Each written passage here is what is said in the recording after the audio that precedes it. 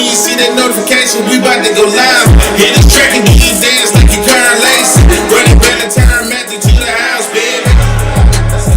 It's Tingle and Co. Compete with the show. It's a new era. Let's get it, let's go. It's Tingle and Co.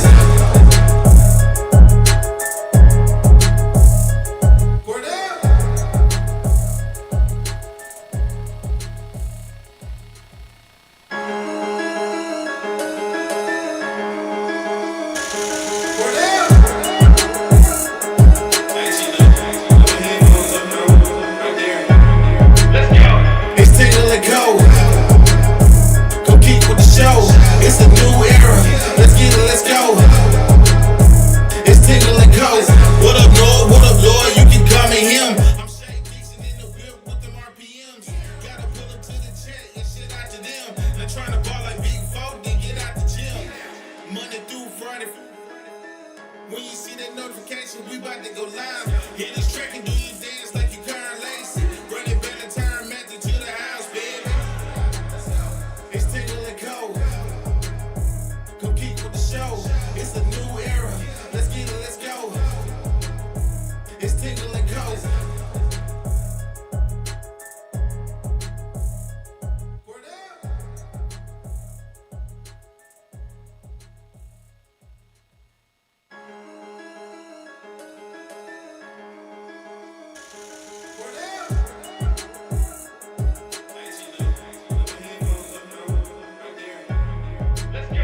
It's Tingle and Co.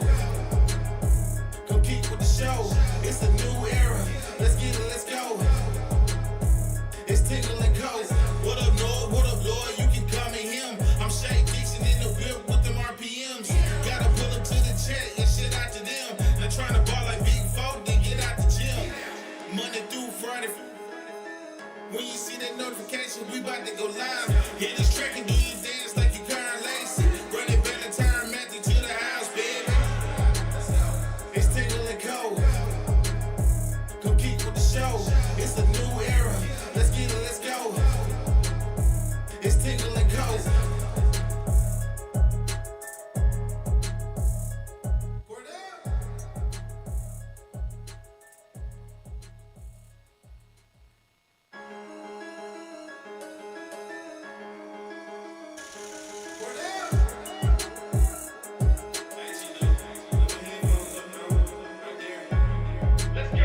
It's Tingle and Co. Compete with the show. It's a new era. Let's get it, let's go. It's Tingle and Co. What up, Lord? What up, Lord? You can call me him. I'm Shay Dixon in the whip with them RPMs. Gotta pull up to the chat and shit out to them. They're trying to ball like Big Folk, then get out the gym. Monday through Friday. When you see that notification, we about to go live. Hit this track and do you dance like you Karen Lacey. Running back the time, Matthew to the house, baby. It's Tingle and Co. Compete with the show. It's a new era. Let's get it, let's go. It's Tingle and Co.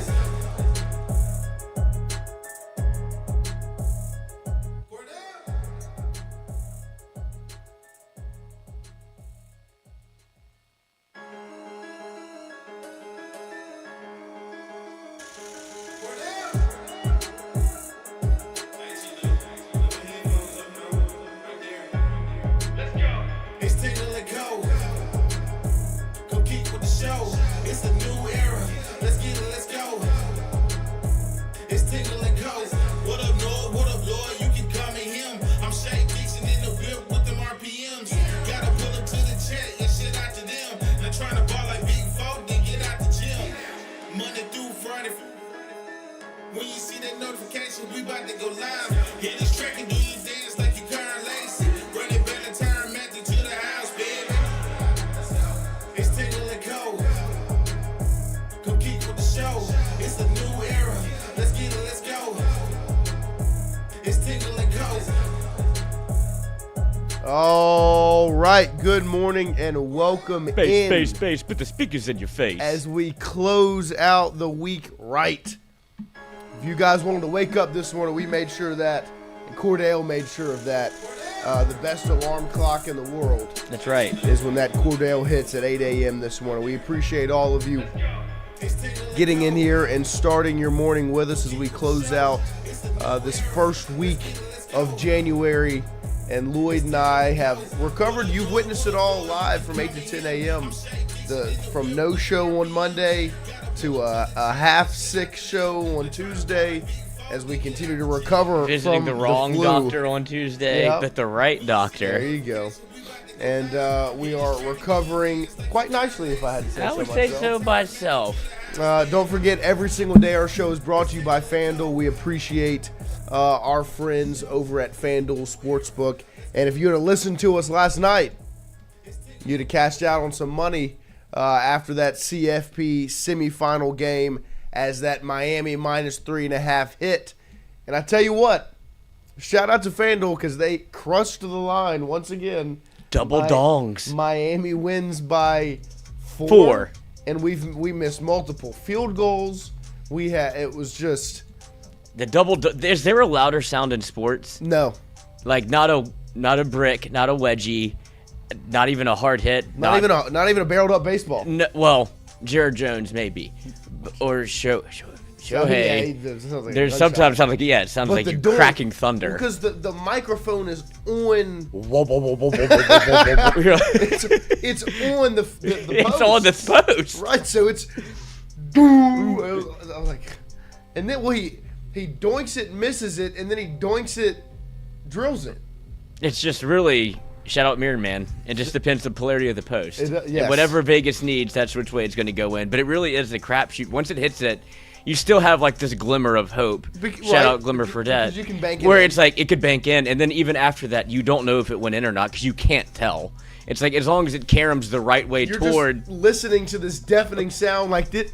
Once it hits the thing, it's anybody. You're just already excited. You're like, oh, doink. And it's the most male thing about football, truly.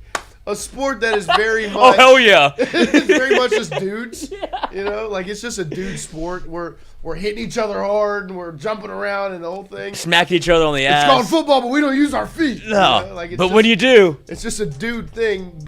But the fact that the coolest thing that happens in the sport is like, oh, funny sound. Yeah, it's also the one part you're like. Kicker, and it's like whoa. Like you don't even care if it goes in, even if it's your team. You're like, oh, donk shot. But FanDuel, like we said, we cashed out Over under last doinks. night.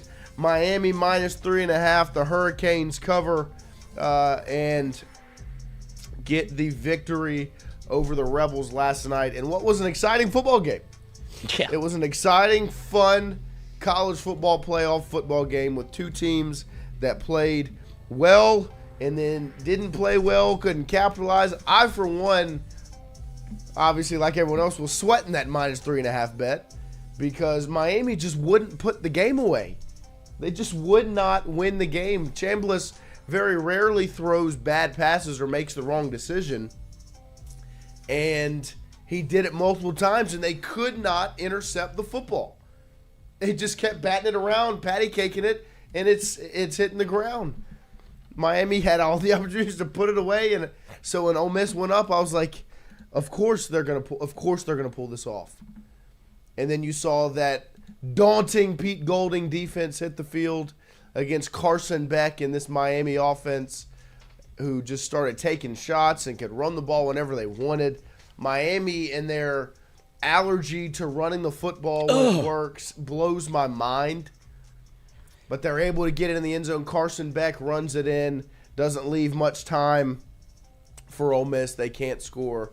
And Miami runs away with it. What I will say, and I know we've all known this all year, but Tony, number 10, is 17. He's a child. It is special. Like when he caught that screen pass and he found the first out the club, I was like, oh, he's gone. And then he boom, like a bullet out the cannon into the end zone. I wish the field was longer just so he could keep going. Yeah. Like Quan Lacey had an electric run. Hey, Pete Golding, I know this is a tough gig, being a head coach and all. Welcome to the party, pal. When you win the toss, been a pretty much tried and true method. Like ego, Yours? Check it at the door, big Jesus dog. Christ! 3 and out immediately. Like, what do you? Oh, you're a defensive guy, right? You want to, no, we're set tone. Mm-hmm. He got everything he deserved. Yeah, no, I mean and they still almost won because Trinidad Chambliss is unbelievable. He's good. Lacey, real good. Like, he got hurt. He did, but still, like, I mean, he was still getting hit behind the line of scrimmage and getting you 2 yards. He got out the club. Oh my God! Separate. He was gone. Stu Feiner. They had no separation. Separation.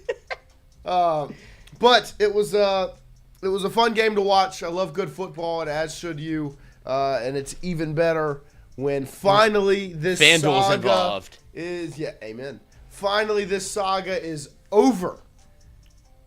Congratulations to Ole Miss on your magical run to the Fiesta Bowl semifinal game. I will be taking my coaches back now. I'll be having that. Charlie Weiss, please come back home. Because I tell you what, if there's a positive you want to take from this for LSU, my offense is good. Offensive coordinator can call a heck of a game. Yeah. He came out, I mean, on that drive that they put together to go ahead before the Beck touchdown, where they're getting the tight end open whenever they want, and then they find the guy in the back of the end zone, and they get the 2-point conversion dialed up. He was in his bag. Salivating. Watch it. And first of all, Daquan Wright, we talked about him early. Player. But every time he got open, I was like, he's open. That's going to be Trey Dez. Mm-hmm. That's all I could think about. I was like, that's going to be Trey Dez wide open running across the middle of the field. He's put together a great He's always open. He's like the fifth option, and he's 6'4", 240 pounds. The Lucas, funny enough, the Miami safety goes out after the piss-poor targeting call. Disgusting targeting call. And Vile. I get it because it's the rule. Like that, it was targeting. That is where it should be targeting. 1 15-yard penalty, stay in the game. Because now, guess what? He doesn't get to play in the national championship first half. I hate that rule so much. It was such a there's no ill intent with that hit. The receiver was hitting the ground. And I was so proud of them for getting the first one right. The first targeting call where yes. And they were setting the stage as if like this is going to be targeting. But you could say they were both playing the football and there's no ill intent. No, they weren't even looking at each other. There are times when there's a hit with ill intent. Mm-hmm. When Ali Gay took the Florida State quarterback's head off, I mean he jumped at him like this. That's a targeting. Same thing with like the one that wasn't a targeting, but the personal foul with the defensive lineman that just launched himself to Kawan Lacey's shoulder. Like that should get you tossed. Yes, like that's you're clearly worse trying to hurt him than the targeting that just happened. Yes. Miami got off the rails. I was like, "There's 8 minutes left in this. What are y'all are crashing out?" I'm telling you, I started freaking out a little bit.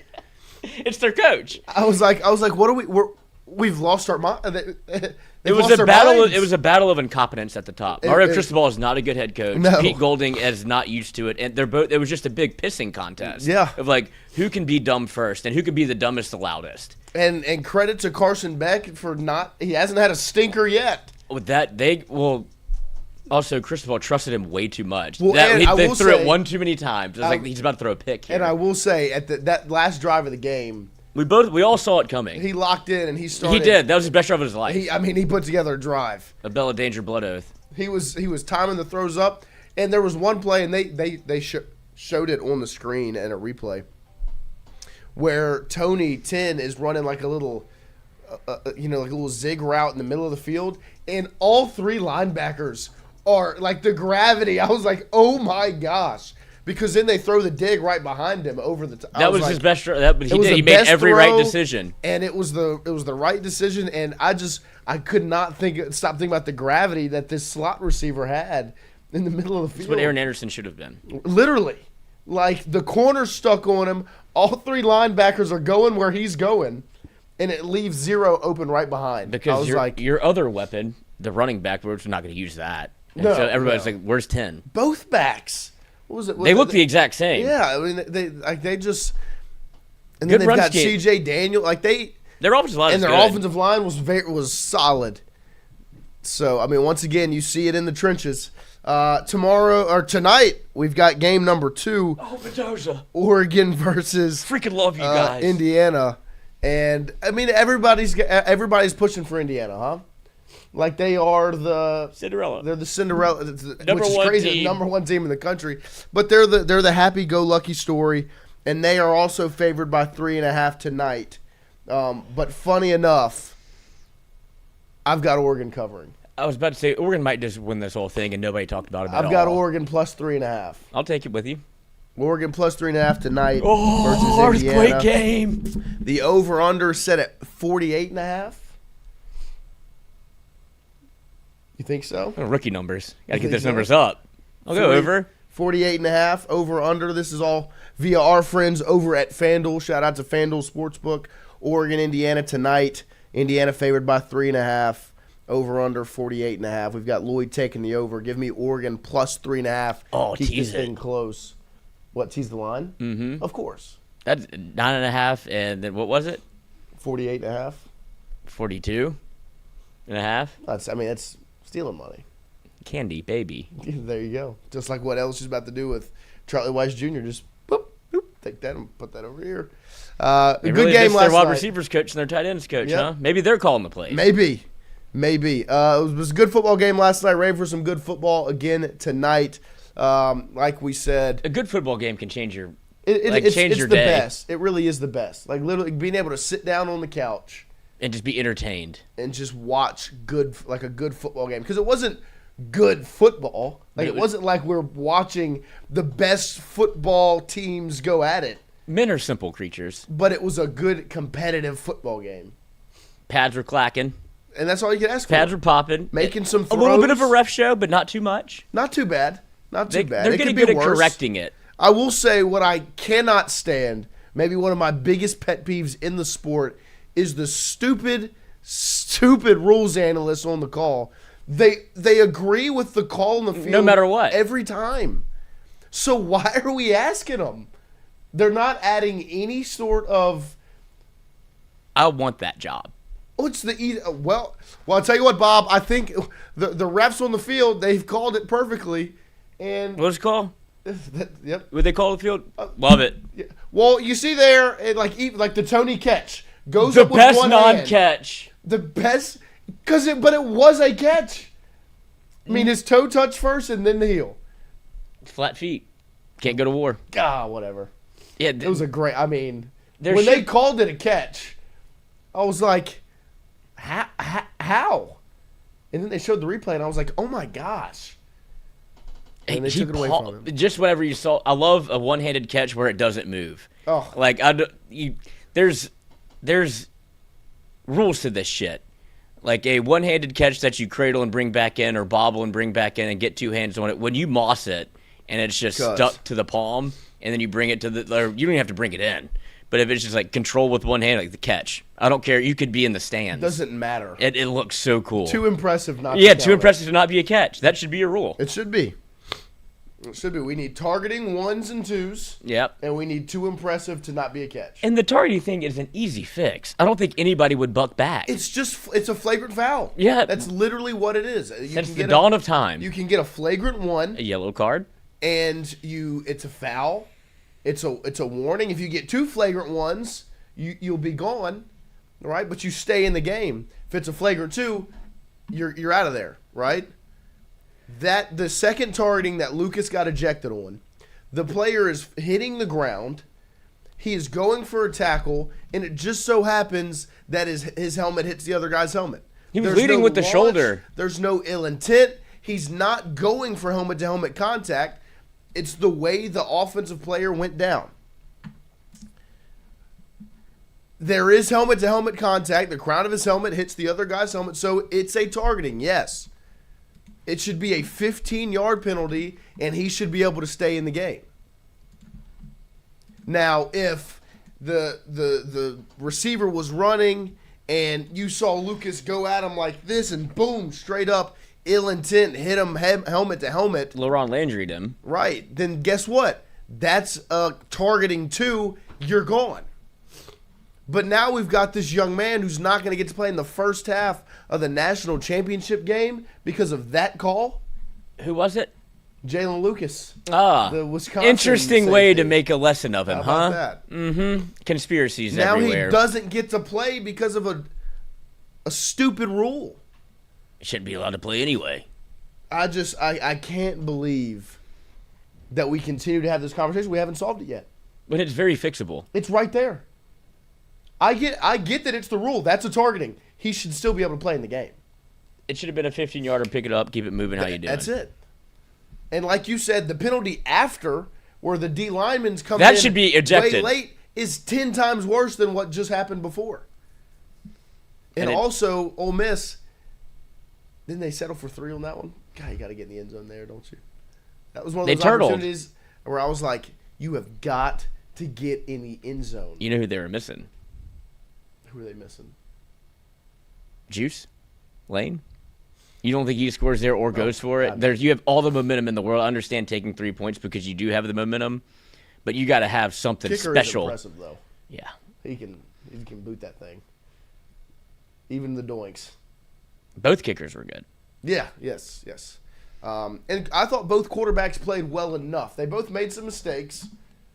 Chambliss, much better. But when you needed Carson Beck, you got Carson Beck at the end, which was, hey, credit to him. Congratulations. Carson Beck. You hit me with a stat line? That was actually a good stat line. He's gone for 103 against A&M and a 10-3, just knuckle dragger. Disgusting. Ohio State defense won it. He goes for 138. He did play well yesterday. 23 of 30. He throws some of the ugliest incompletions and some of the most interceptable passes. 100%. But when it was nut cutting time, he dialed up that last drive. Was impressive. He was that was worth whatever you paid him. That was worth it. He hits the comeback on the sideline. He was right on time. Whatever pill he took. That dig, and then he gets the other receiver down closer to out. He did it. He did what you needed him to do, and then he scrambles and gets in the end zone. Chambliss as well on the touchdown drive before that. I mean, first of all, they were scheming some people open, but then on the scramble, he gets up the right sideline where poor 31 ends up in no man land between Chambliss and Lacey, and he's just kind of like doing this move like, what? And then Chambliss just right past him. Run into me, please. Gosh, it was impressive.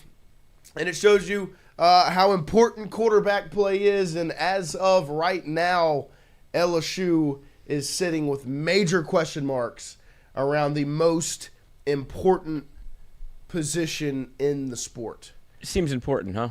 Very, very important. You don't got one. You saw 2 teams last night that have quarterbacks that transferred in from elsewhere that took them, and one's going to the promised land now. Tonight, you're going to watch 2 quarterbacks that have transferred in from elsewhere and are going to battle for a spot in the national championship. All 4 transfers.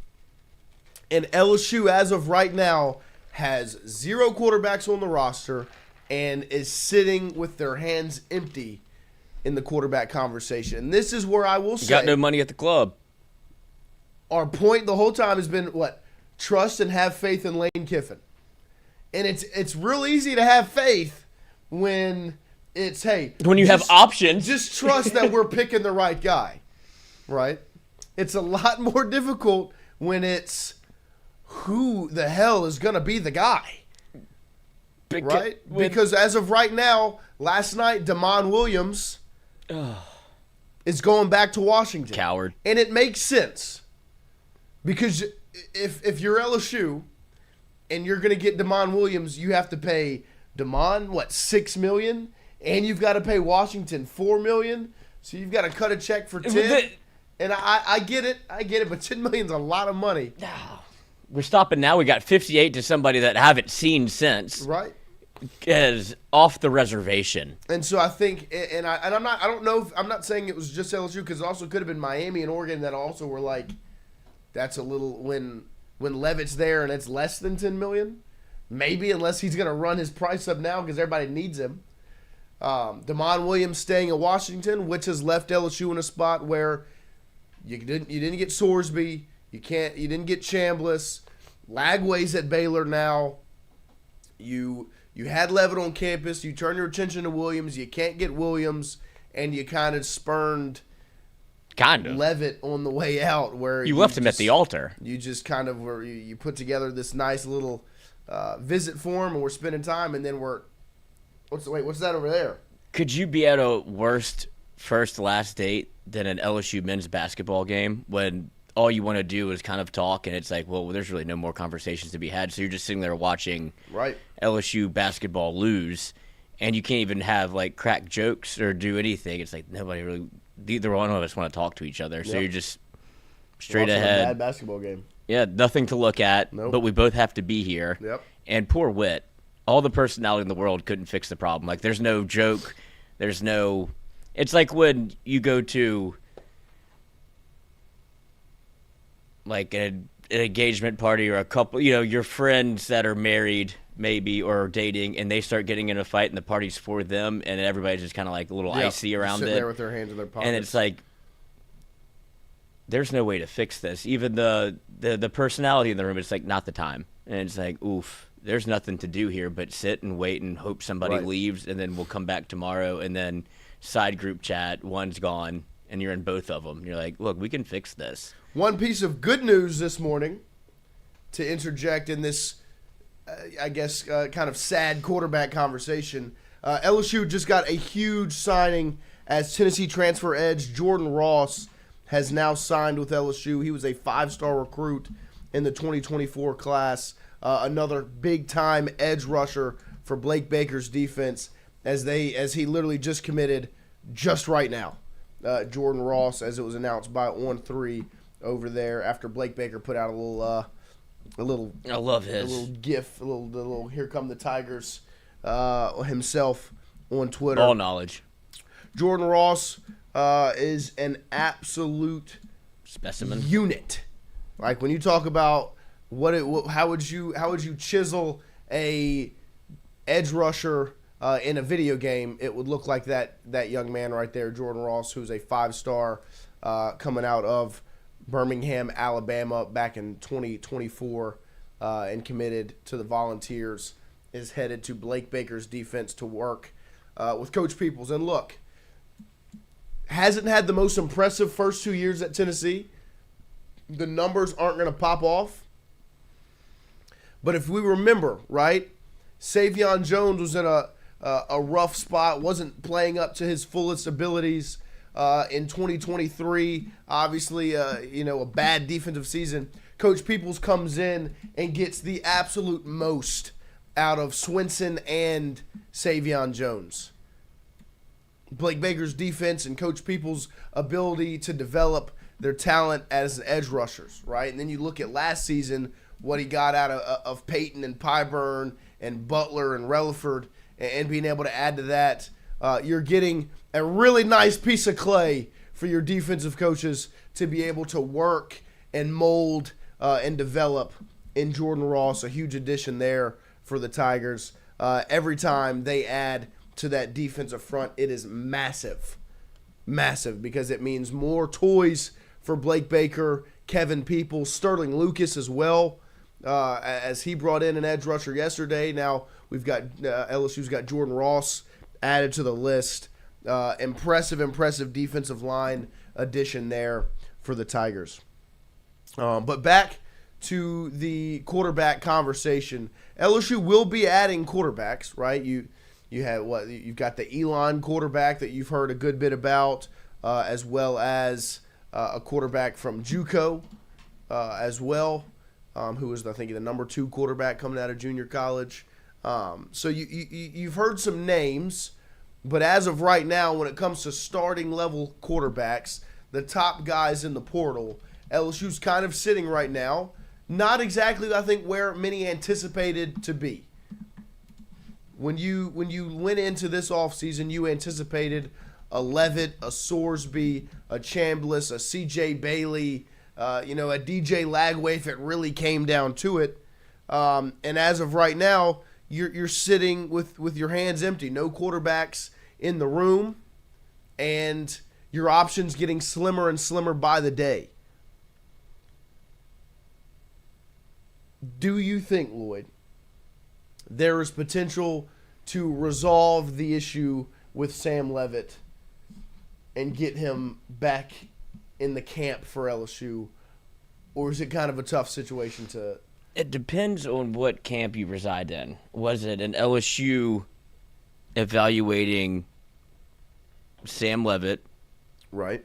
Not his so much his ability to play football. The injury. Right. If you're in that camp of that's why they walked away at the 11th hour, and it's like, well, when you really get down to it, you look at the Liz Frank injury, you won't be able to practice in spring. How long does this thing linger? If you're in that camp, then you're already out, so you really aren't that interested, right? Right. I'm of the camp that they saw this is Lane Kiffin ball.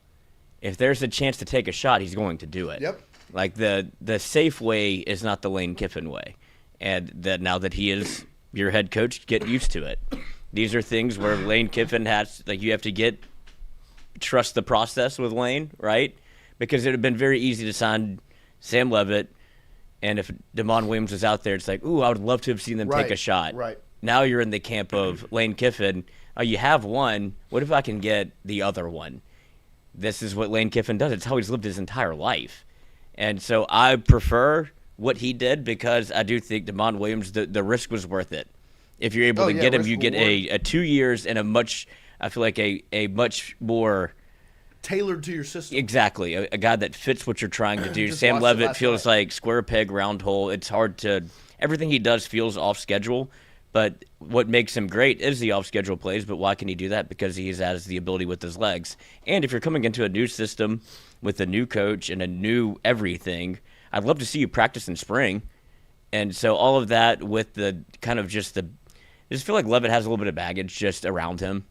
Just in, like how he left Arizona State when after well, I mean, there were a lot of expectations going into this year, and then he didn't play, and then now – I mean, he and Dillingham were tied at the hip, and then it was like right. he's not on the team. Did he get kicked off the team? Was he playing basketball at the $3 million price tag and wasn't at like team functions? Right. Because he hit the portal at an odd time, and it felt like he left the coop whenever you needed him the most. And this is where, as LSU fans, like we've said, if the mantra is trust in Lane Kiffin, this is where we do it, right? This is where you sit back and say, I trust Lane Kiffin, Billy Glasscock, Charlie Weiss Jr., their analysis, their evaluations, and their decision-making process. As much as you're sitting in a spot I don't think you were anticipating to sit in when the portal opened or before the portal opened, where you've got today's the 9th, you've got a week left, it closes next Friday. You were expecting to have somebody in the boat at this point, and you don't. This is where the trust Lane Kiffin mantra lives. They have their evaluation process. You just witnessed it on television last night, right? We just sat and watched a Division II quarterback that was going to be at Temple go out there and ball and lead a team to the semifinals game in the college football playoff. That Kiffin, Glasscock, Weiss, and that crew evaluated, identified, and brought in. And so as of right now, the names that you've heard, right? The Elon quarterback, Landen Clark. They offered the JUCO quarterback, Trey Guerra, out of Tyler Junior College, where he's been offered by Florida State, Kentucky, Arkansas, Virginia. Clark went on a visit to James Madison in Kentucky. He also went on a visit to Michigan before LSU. So there are other quarterbacks, and you were going to take more than one regardless, right? And so an FCS guy and a JUCO guy being in the mix makes sense. But this is, like I said, this is where you trust the guy that you paid $91 million to be your head coach. This is where you have to, your faith in Lane Kiffin and this staff is tested, right? It's easy to trust and to be like, oh, I trust him when you've got when it's sunshine and rainbows and you're just like, oh, maybe I disagree with the quarterback, but I trust him. Can you still trust him when it's maybe not going the way you anticipated? And that's where you're at right now. To trust their decision-making process, their evaluation process, and who they identify and bring in, and then trust them to make it work. Same with the offensive line commits from yesterday. They bring in North Carolina Central and Landen Community College. 2 offensive linemen commit yesterday to the Tigers. Not from Alabama. Now they've got Micah DeBose, who is visiting. He's a true freshman at Alabama. You've got those guys, but it's not Lance Hurd from Tennessee. It's not these big time names. It's North Carolina Central offensive lineman and a Landen O lineman who's from Manny, Louisiana.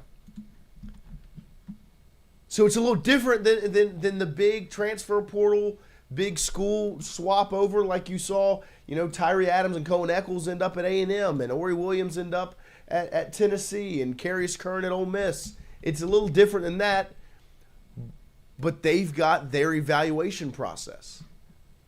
They've got their identification process where they identify the players that fit their scheme and the way they do things, and this is where you trust the coach and the staff that you've brought in to rebuild that side of the ball. Because the way that it's been going at LSU, the process that's been there has obviously not worked because you just went 7-6. And you couldn't score a touchdown if you had a gun pointed to your head. When you get an interception, it's got to go in the end zone and be a pick six, or you're not scoring. Because you're going to run a rollout pass and throw a pick in the end zone to Oklahoma's linebacker. And you're going to score 13 against Western Kentucky. That wasn't good enough. And that was with a transfer quarterback from Mississippi State, or the Heisman favorite going into the year, and these big-time offensive linemen that were 4 and 5 stars coming out of high school. That process didn't work. And so what'd you do? You scrapped that whole side of the ball, you hired a new coach, and you rebuilt that staff.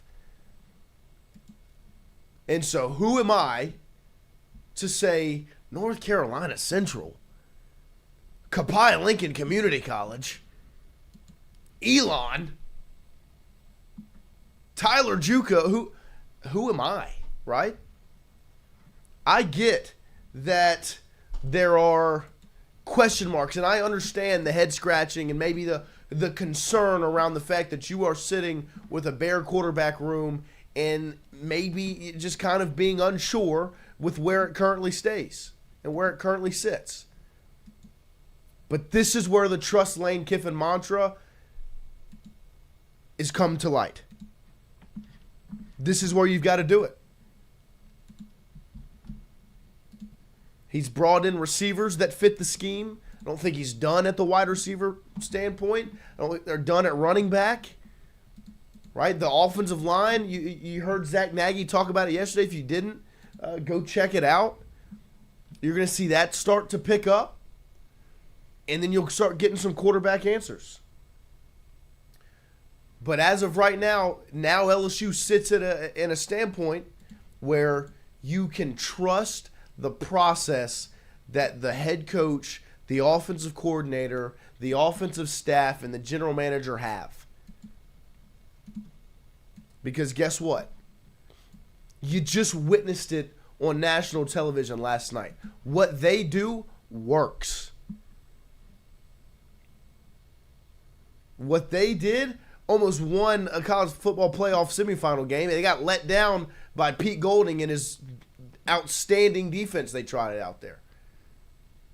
But the process LSU's head coach and offensive coordinator have work. And I'm pretty confident on the other side of the ball with Blake Baker and his crew as well. I've made a wheel. The names. Can't get Lagway. Why? He's going to Baylor. Announced yesterday.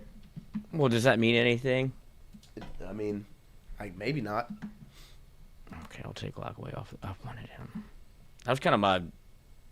As much as I see the potential, I'll take Lagway off the wheel. Yeah. Oh, his dad was a running back at Baylor. Oh. And then I believe he committed to Baylor yesterday.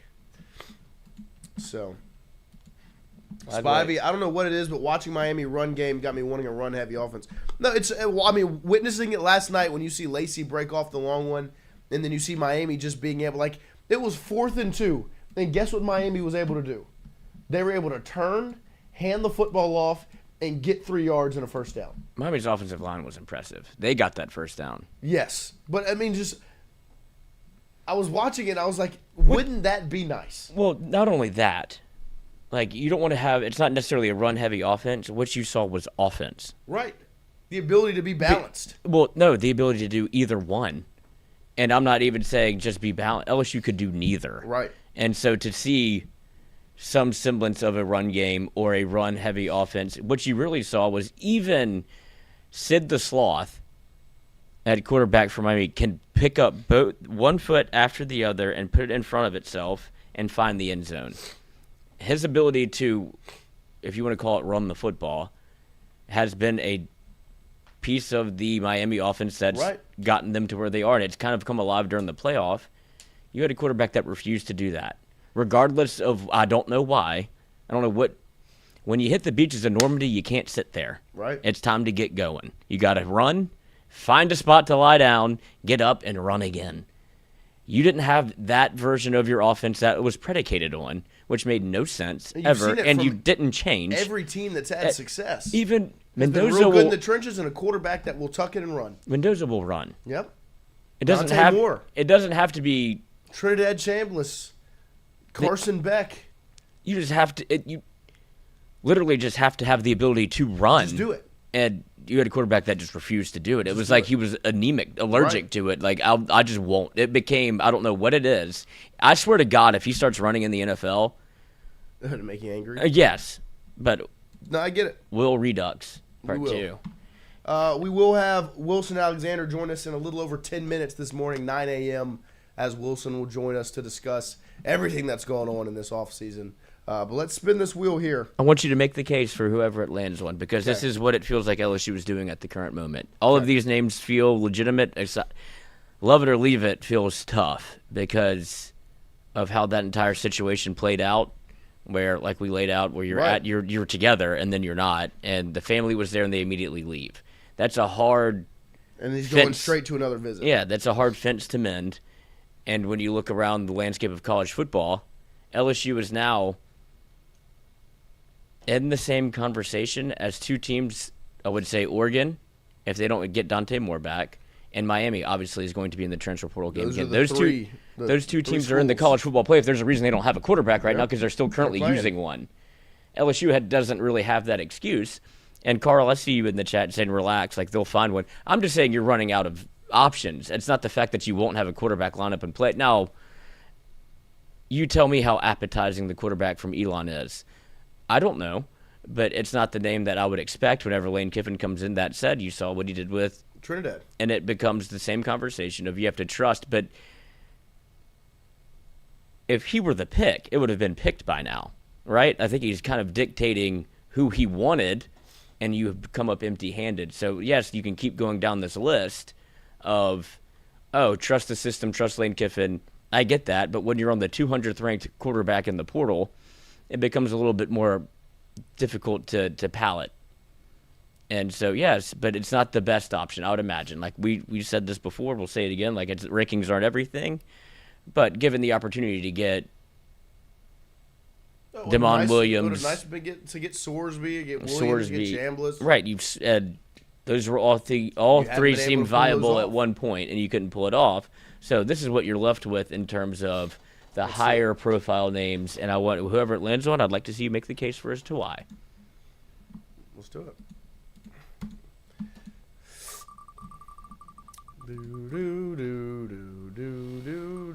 I knew this is where it was going to go first. Because this one's interesting to me, and it's interesting because of the timing of it yesterday. You see the tweet? When it happened, I was like, it was the Brian Windhorst, because you see the announcement with Williams that he's going back to Washington and LSU, and then literally 5 minutes later, it's former 5-star USC quarterback Longstreet is entering the transfer portal. And you're like, wait, timeout. Lane Kiffin's got his hands in a bunch of different places. A plan for a plan for a plan. Right. And so this one, and I think in the Deuce Knight conversation would have been pretty similar, answering it, where big-time quarterbacks coming out of high school, but they're inexperienced, right? Are they the answer for success in 2026? And that's the question mark, right? Where they're younger guys that are not as experienced, and if your goal is a national championship next season or a CFP berth, and I'm not saying they can't pull it off with whoever they bring in at quarterback,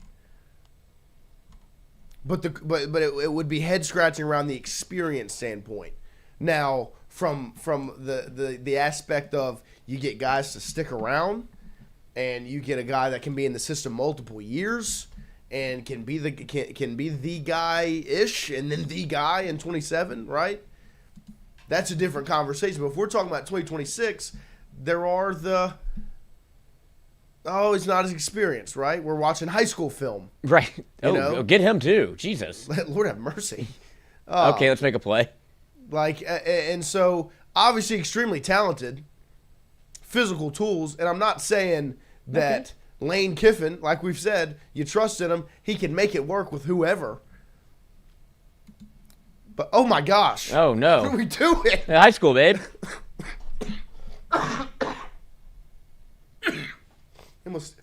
Oh! Lord have mercy. I don't like that. No. For my best receiver. No. But it's the question mark of he doesn't have the experience. Because if I pitched you Hassan Longstreet, you would say back up, right? Yeah. At the beginning of all of this, it would be, go get a 5-star freshman to come sit for a year. Go get a young guy to come sit behind for a year, for a season. Not get him to be the guy, because you would anticipate an experienced guy to come in and be the guy. I just did think it was very, very interesting, the timing of it yesterday. Oh, you would be a fool to not notice. Literally, I'm on my phone. I'm scrolling through Twitter, and I'm reading the DeMond Williams stuff, and then it was like, wait, what? This 5-star quarterback is, hit the portal, and look, he is a talented, skilled quarterback. It's really just the experience. And I would say, before spinning the wheel again, it's the same thing with Deuce Knight. Mm-hmm. Played in 2 games. His one start was against Mercer. Now, he was responsible for 6 touchdowns. It looked real good, but it's Mercer, right? And so you sit and you look and you go, okay, wait. And it would be an expectation adjustment to 2026, because H-Town Creole says championship next season. WTF are you smoking, Noah? I'm not saying they're going to win a championship next year, but I'm saying the expectations are not 7-5. They're not really 9-3 either. Now, when you look at the schedule, it's tough, but the expectations are high. And if you would have gotten a Sorsby or a Chambliss, would you not or say even a Leavitt, the expectations would be college football playoff run, not berth, run. You're not adding all of these players in the portal to go 7-6 again. You're not adding these players to go 9-3 and watch the CFP. You're doing this to be competitive. And if the quarterback had been even still Leavitt, Chambliss, Bailey, Sorsby, your expectations change. Your expectations would have been what? Higher. CFP run. Not berth, not getting in. A run, winning games. Even with the schedule that's there. Especially with what you've done on the defensive side of the ball.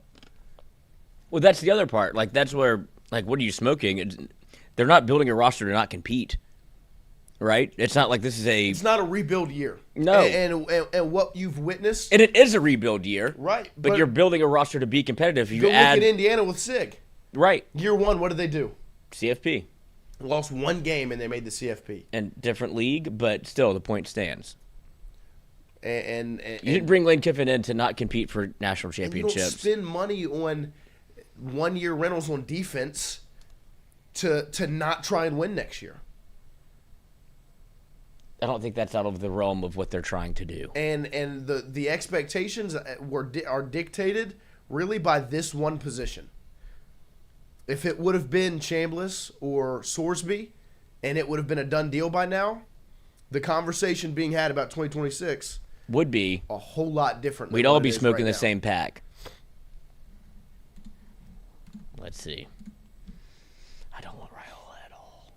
Of course not. Well, look, we've all gotten in arguments before. And this is the most intriguing one because the conversation is, can you even pull it off? And it's also, how desperate are you for it, right? He was obviously the focus before the Damon Williams stuff stirred up, and you thought you were going to get the deal done while he was in Baton Rouge, and then you shift focus and you don't. So now it's, okay, wait, time out.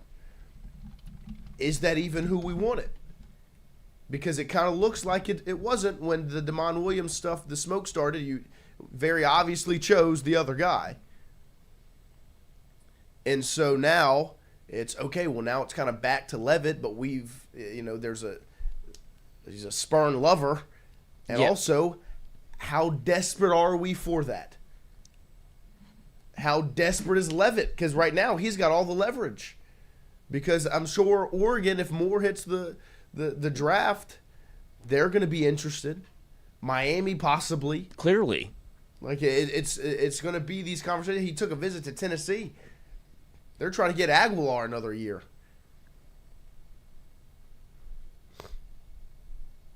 And so I will say, if Damon Williams in Washington can mend the fence, LSU and Sam Leavitt can mend the fence. At some point, it's a business.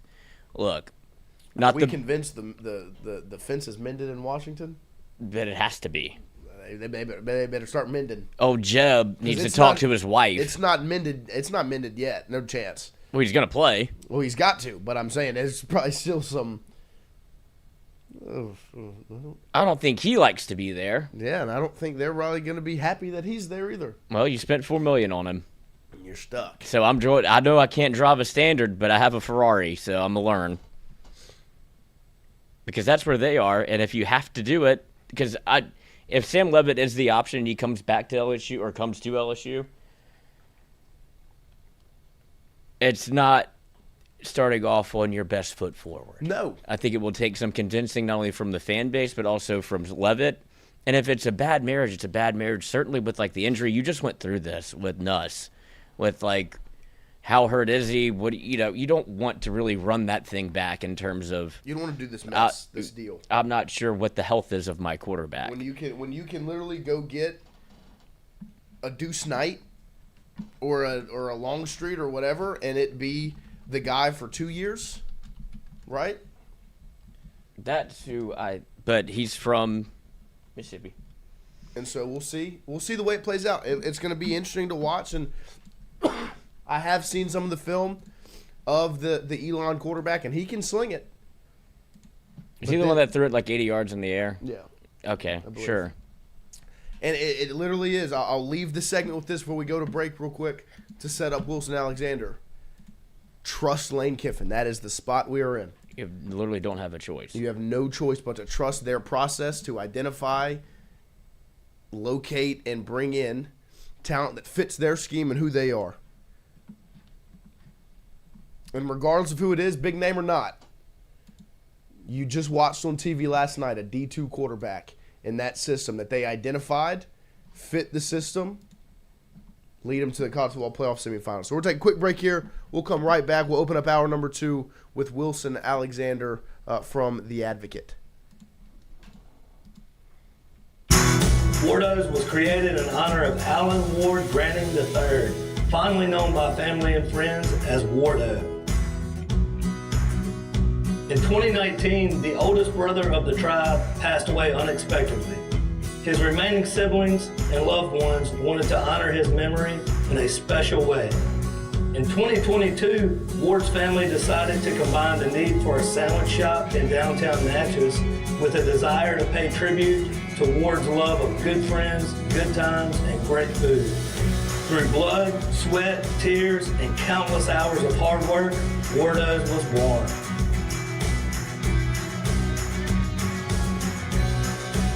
So go visit Wardo's today at 309 North Broadway Street in Natchez, where the po' boys are so good, you'll swear you're in Cajun country.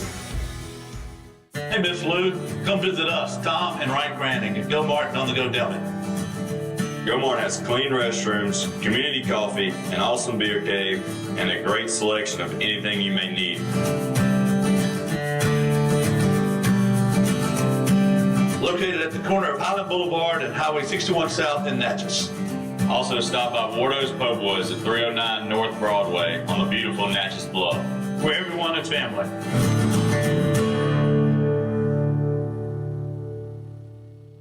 When it comes to your home, the roof over your head matters. At CAS Roofing, we don't just install shingles, we build peace of mind. With years of experience and a commitment to craftsmanship, our team shows up on time, gets the job done right, and treats every project like it's our own home. Whether it's repair, a replacement, or storm damage that caught you off guard, CAS Roofing is ready. We're local, we're dependable, and we stand behind every nail, every shingle, and every promise we make. Because at the end of the day, it's not just about roofing, it's about protecting what matters most. CAS Roofing, built on trust, backed by quality.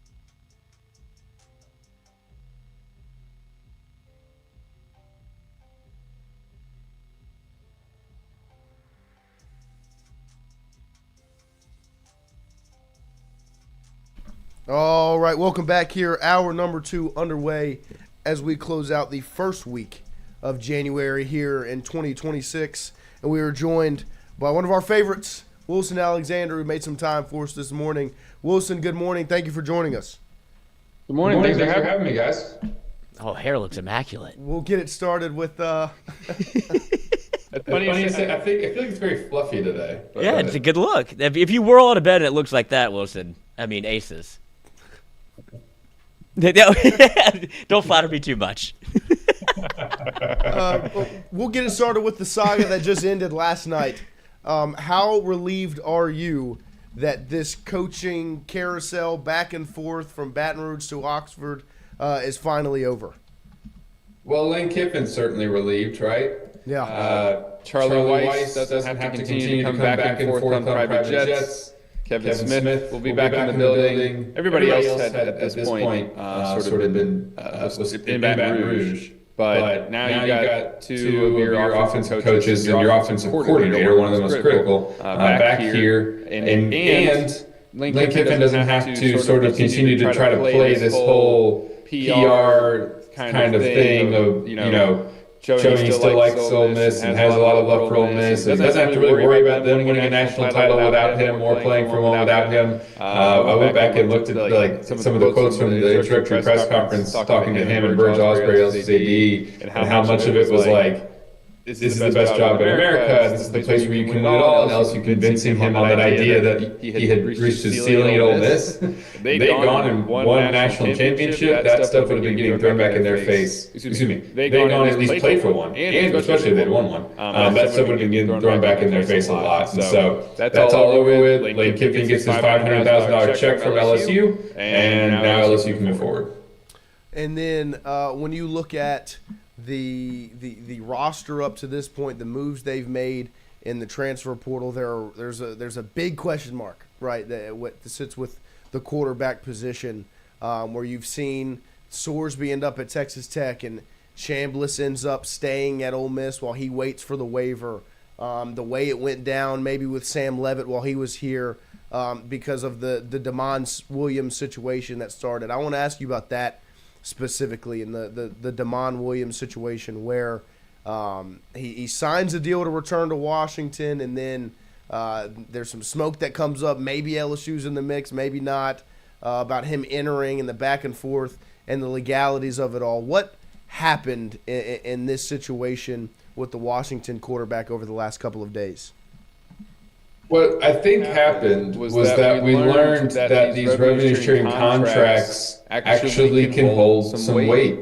According to Yahoo Sports, Ross Dellinger, our former advocate beat writer over there now, the best college football writer in the business, last night reported that he would have had to pay that full buyout. Like $4 million or something. And I think that lawyers there's some lawyers who might have disputed that and said that couldn't hold up. But I think that's kind of ended up weighing heavily in this situation, that this would have been maybe a lot more expensive than some thought it would be. And, excuse me, it's kind of echoing. And I think that weighed heavily here. When he went into the transfer portal, this was certainly somebody who LSU had interest in as a recruit, but it never got to the point where he actually ended up in the portal. And obviously he didn't have to enter the transfer portal. You could have just unenrolled at Washington, enrolled at LSU, kind of been almost a walk-on, but with some kind of financial agreement. I don't know exactly how that would have ended up working out, but now with him going back to Washington, and that sort of getting worked out over the past couple days there with the Huskies, LSU's got to keep looking for a quarterback, and we'll see where that goes. And then when you look at the conversation around Lane Kiffin, this offense at LSU, and this roster building process, the biggest, I guess, conversation or maybe the mantra has been to sit back and trust Lane Kiffin, right? And his process, the way they identify talent. What have you seen from the way they've gone about business in the transfer portal, bringing in the wide receivers, the visits, and then even on the defensive side of the ball, what they've brought in, even within this messy time of coaches going back and forth? What have your impressions been of the process this staff has done and the job they've done up to this point in the offseason? Well, they've done a good job of addressing some of their needs. Wide receiver, you mentioned, the defensive line this morning with the signing of Jordan Ross. Now you've got 4 new defensive linemen coming into LSU, and that was certainly something that LSU needed to accomplish. I think they're probably not done adding up front because you need more, probably need another player on the edge. You need probably another player inside too, especially with Walter Mathis now saying he's going to enter the transfer portal. And so, they've done a good job of that. I think the addition of Ty Benefield was great. They've added some specialists. You got a new kicker, which you needed for sure. And so they've done some good work here. I mean, they're already up to 15 commits. I think the other thing is they've added a depth at certain places, like some of these offensive line additions. Like, are they going to be starters? I don't know, but you needed bodies in the room. And now we got to continue to see them add at their most critical positions, offensive line and quarterback. And you probably need some more. You need more running backs too. They're probably not done adding at wide receiver either. But the thing to remember about this class is, whereas last year when LSU went into the transfer portal and signed 18 players, a lot of those had to be guys who are going to come in and start right away and play. And you're dealing with that situation here too, especially on the offensive side. But you're also dealing with, LSU used to go and add a bunch of players just to fill out the roster again. You can have 105 scholarship players now, whereas last year in the SEC you could still only have the 85. The SEC then went back up to 105. That's came in as a result of the House settlement, and I think LSU might start getting closer to that number. And by doing so, there's only like somewhere between, I think I need to update my math, but I think it's like maybe around 55 players who might return from last year's team. So you're talking about a transfer portal class here that could creep up. I mean, I think it's going to probably exceed 30, creep up toward 40 maybe players. Wow. And so there's going to be guys who you might say like, oh, why is LSU taking them? That guy probably isn't going to start. Well, you need to fill out the roster. So, and you have the space to do it. And so I think we're seeing some of that too. And then another thing, in my opinion, that I thought was interesting over the last couple of days was the contract that was leaked or released with Brendan Sorsby and what it was, NILSU Max and Playfly Sports or whatever. A lot of people reacted to that, and whether it was positive for LSU. You saw the preparation they have and how maybe organized they are with the contract, or the bad look that it was that they're using third-party NIL that's not guaranteed or whatever. To you, in your opinion, what was truly, the outcome that came from that contract being released and kind of the public seeing it, reading it, and getting to look into it? I think you would be now understanding sort of how these things work.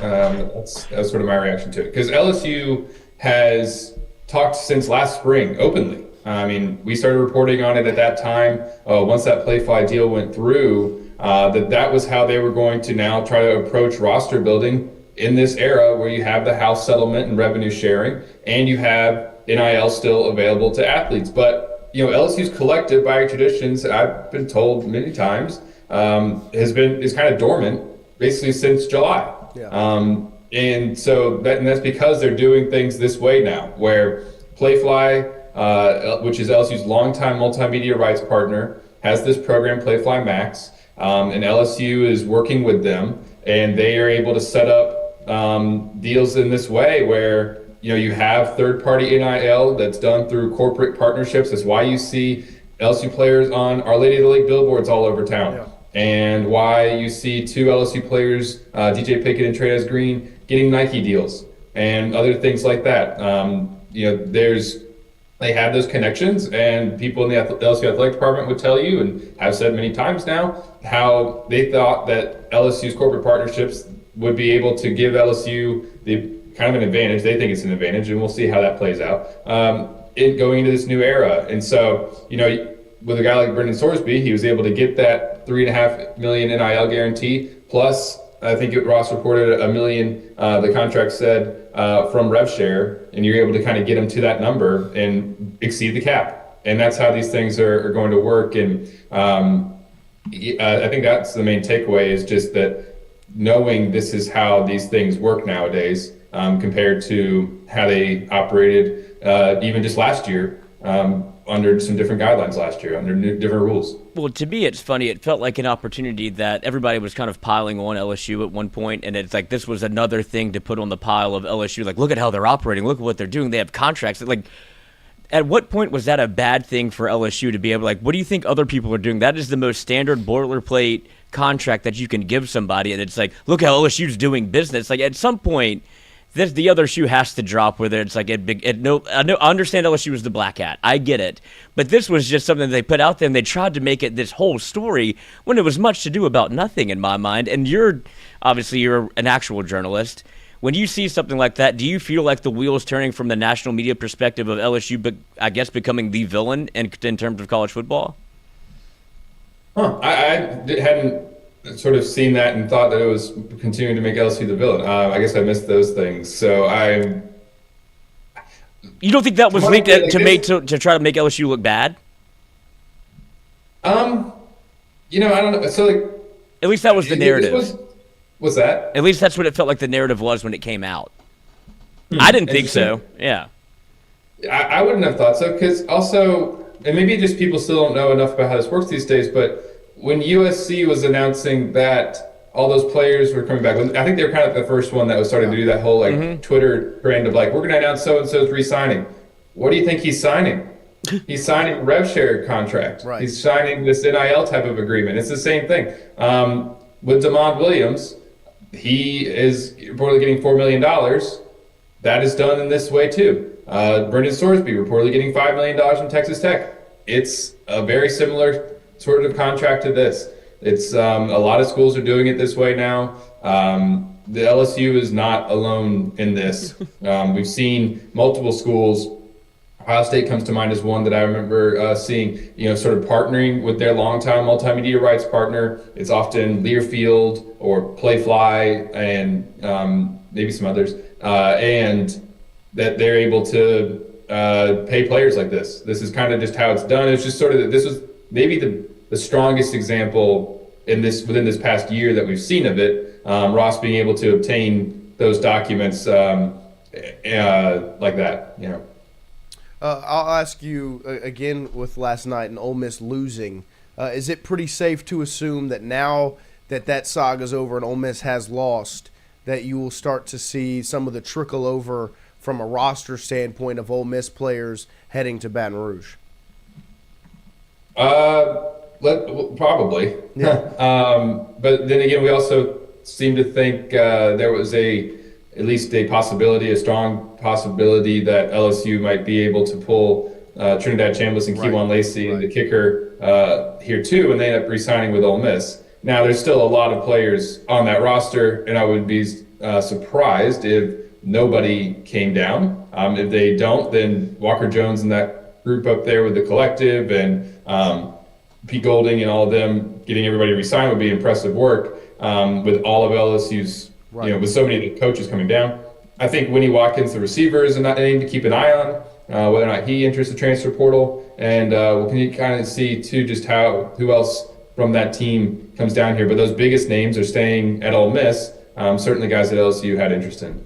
And that, I guess, brings up the next question that I have for you is the tampering discussion, right, where you have LSU's coaches in the building and Ole Miss really needs them in the building to have a chance to win, like Charlie Weiss calling plays. But then there's the quote that came out about tampering and the discussions around Ole Miss potentially filing a tampering suit or whatever against LSU. What were your thoughts on the discussion of tampering and this new era of college football, but really this new era of coaches being in two different places at the same time? It's going on both sides. Yeah. And so I think that would have been hard to maybe really hold up. And that's another thing where we talk about, okay, now what can happen as things move forward. Now nobody has to hear about that anymore unless Ole Miss really were to bring a tampering charge forward. But I don't know that they really will. There was so much of that sort of back and forth and drama that gets to go away for a little bit, at least maybe. Knock on wood, fingers crossed. That'll be nice. But the tampering going on both sides. I mean, we saw Carius Kern transfer to Ole Miss, and we've seen. Walter Mathis, enters the transfer portal 4 days after LSU says that he's staying, and that kind of indicates that he had at least agreed to a new deal, and then now he's entering the portal and all that. I think this goes on pretty widely, it's a symptom of a broken system, but it's, I think, happening all over the place. And to you, is the calendar the biggest solution, maybe the umbrella solution to a lot of these problems, where if you just straighten out the way the calendar is structured and maybe make it a little more organized so there's not this crossover between portal and playoffs and coaching hires and bowl games and all of that, it kind of can at least alleviate some of these issues and problems that we're running into so often?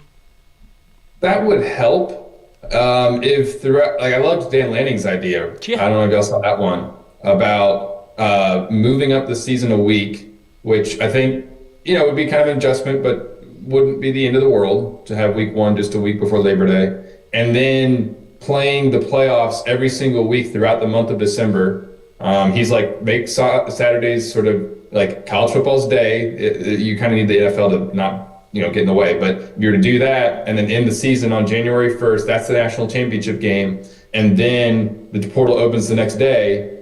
I think that would probably help a lot, but you would still end up with probably allegations of tampering because as soon as some seasons end, right at the end of the regular season, guys who aren't in the playoff, they would start going after players on other rosters, trying to work back channels with agents and stuff like we have right now. And the only way to probably avoid that is for the athletes to become employees. At least that's the thought from a lot of people I've talked to over the past few days. That kind of keeps coming up. It's like until this gets collectively bargained, which it's hard to think about just how many steps we would take to go from now until a union being formed and the athletes actually being employees. Until that happens, I don't know how you avoid it completely, because it's I don't know how you would avoid it completely until then. I do think that, at least from my perspective, it feels as if the powers that be and the people that actually know how much money is being made in college football, they don't want that. They would rather this chaos exist because it's easier to blame that, like, oh, it's the schedule, it's this, it's that. They don't want you to see behind the curtain at the Wizard of Oz, like, look at how much money we're bringing in. If it's a little bit chaotic and you have college football fans yelling at each other on Twitter and blaming Lane Kiffin, they don't care. The NFL does the same thing. The NFL is not perfect, but there's a reason that there's some things you don't see. It's because these billionaires are making billions, and we'll let the chaos sort itself out. Like, I don't think there'll ever be a situation in which you see college football be totally fixed with whether it be a union or actual employees, because they don't want to split the pie up like that. That is exactly why they have clung to the idea of amateurism for so long. Right. And because they clung to the idea of amateurism for so long, which, I mean, fair enough, like, great ruse. These are college players, and I think a lot of people agree with that. They should not be. I mean, gosh, I hear from my dad all the time about how they shouldn't be employees and they need to go back to that. My dad's like, they need to put the genie back to the bottle. I'm like, they can't, Dad. But anyhow, they get free school. Yeah, right, exactly. It's booked. like, well, this is also a billion-dollar industry. Shouldn't they get a cut of that? And but I don't think that college leaders necessarily are at least united in the idea of getting to that. And unless they do, because to your point, they get to keep profiting probably a little bit more than they would otherwise. They probably have to give up some money to the players if they were to become employees of a university, I guess. Gosh, how that system would work exactly, I don't know.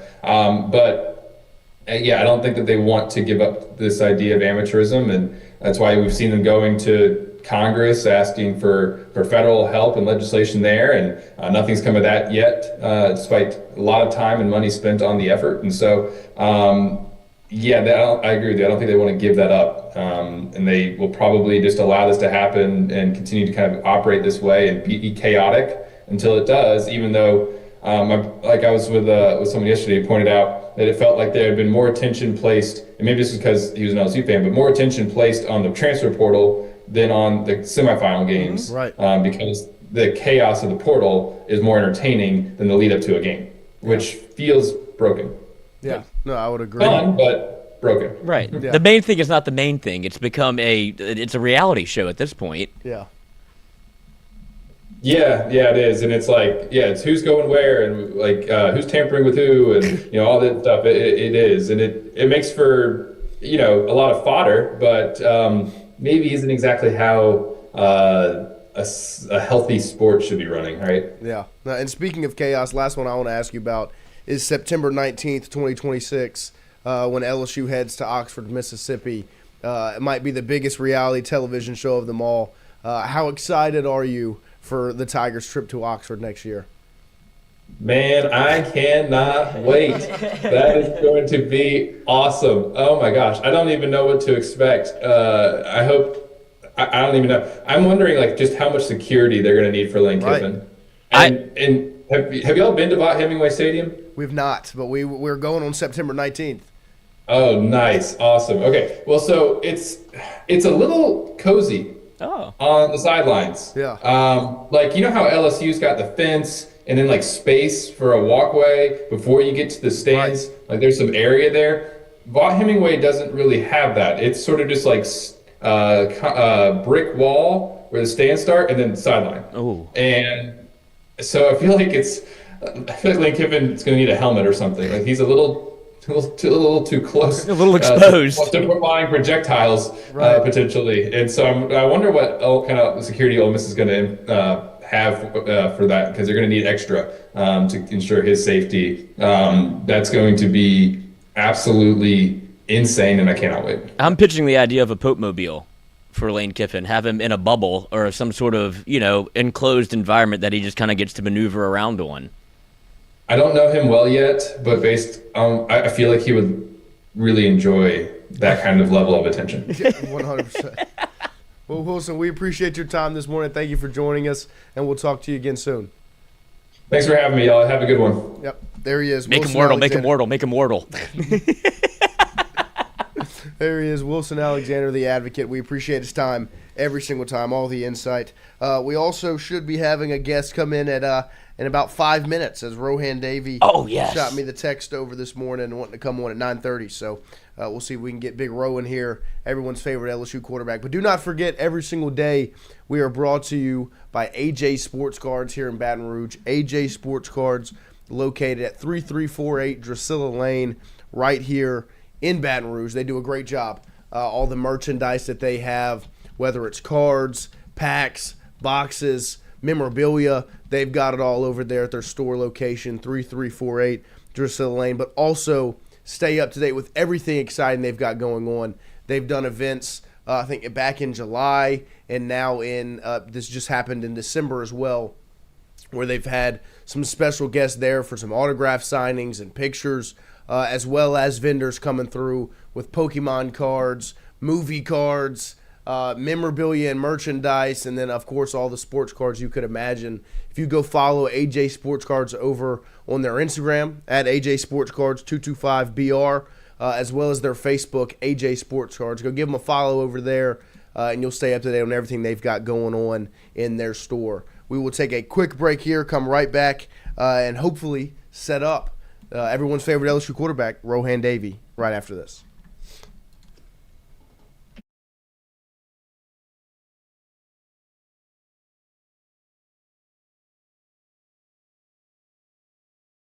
Your head matters. At CAS Roofing, we don't just install shingles, we build peace of mind. With years of experience and a commitment to craftsmanship, our team shows up on time, gets the job done right, and treats every project like it's our own home. Whether it's repair, a replacement, or a storm damage that caught you off guard, CAS Roofing is ready. We're local, we're dependable, and we stand behind every nail, every shingle, and every promise we make. Because at the end of the day, it's not just about roofing, it's about protecting what matters most. CAS Roofing. Built on trust, backed by quality.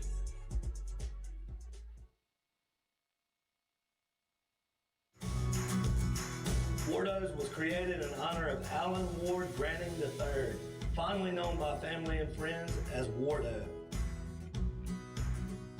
In 2019, the oldest brother of the tribe passed away unexpectedly. His remaining siblings and loved ones wanted to honor his memory in a special way. In 2022, Ward's family decided to combine the need for a sandwich shop in downtown Natchez with a desire to pay tribute to Ward's love of good friends, good times, and great food. Through blood, sweat, tears, and countless hours of hard work, Wardo's was born.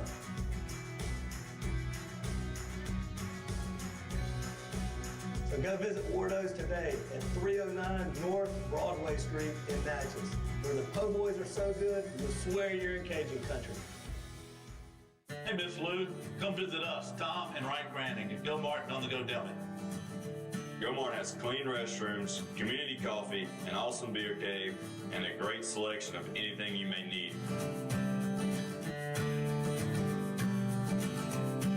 Located at the corner of Highland Boulevard and Highway 61 South in Natchez.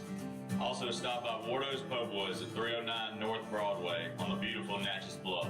Where everyone is family.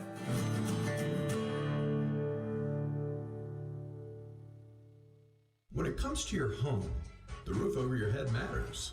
At CAS Roofing, we don't just install shingles, we build peace of mind. With years of experience and a commitment to craftsmanship, our team shows up on time, gets the job done right, and treats every project like it's our own home. Whether it's repair, a replacement, or a storm damage that caught you off guard, CAS Roofing is ready. We're local, we're dependable, and we stand behind every nail, every shingle, and every promise we make. Because at the end of the day, it's not just about roofing, it's about protecting what matters most. CAS Roofing.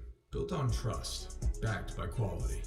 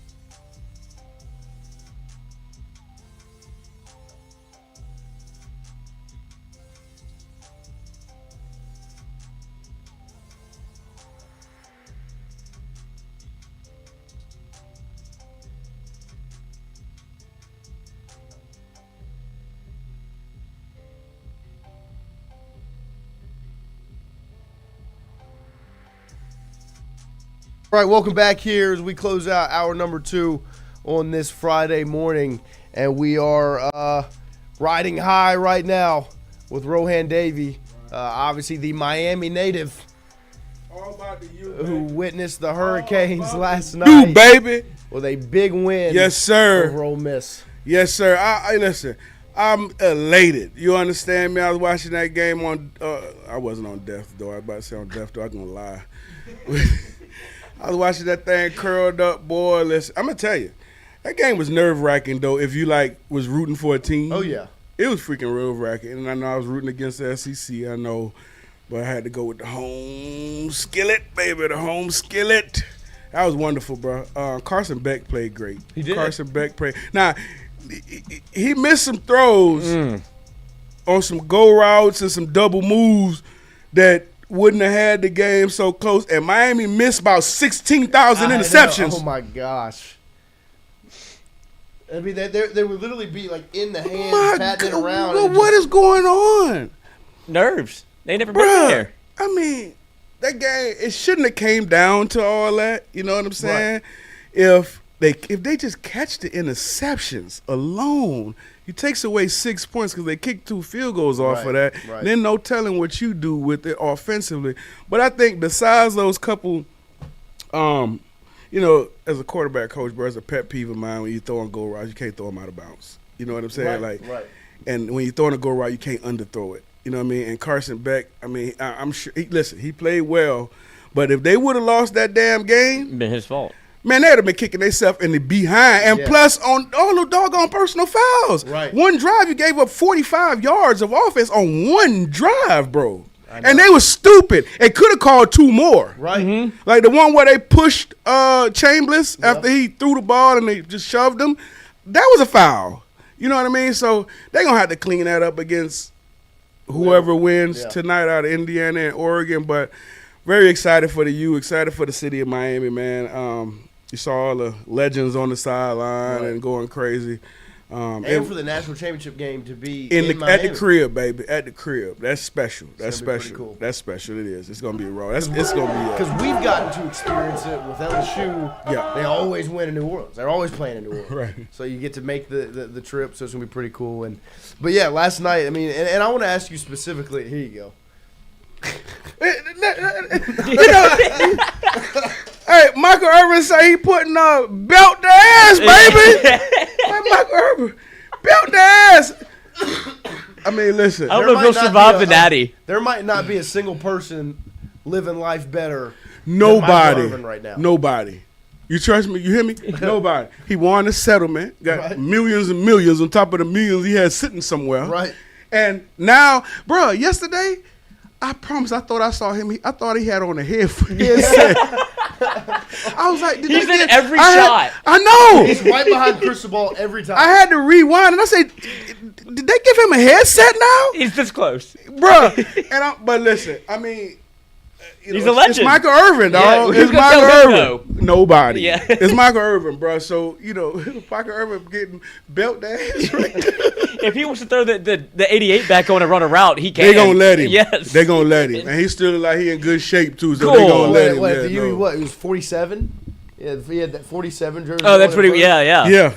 But I want to ask you about the targeting call, because you're an offensive guy, and they have the targeting call in the second half against Miami. They kicked him out when they kicked the player out. Yeah, it was. And it was targeting, but to me, there should be the 2-level system, right? Where if it's just the rule and it's not ill intent or ill will, they're not targeting to take a player out. Helmets are going to hit. Incidental helmet I know, to helmet. But on that play, that play, and then go back to the one where they had called the targeting, but they called but they didn't kick the kid out, and they took the targeting off, but it still was a 15-yard. Yeah. So you can see on that one, the kid they hit each other.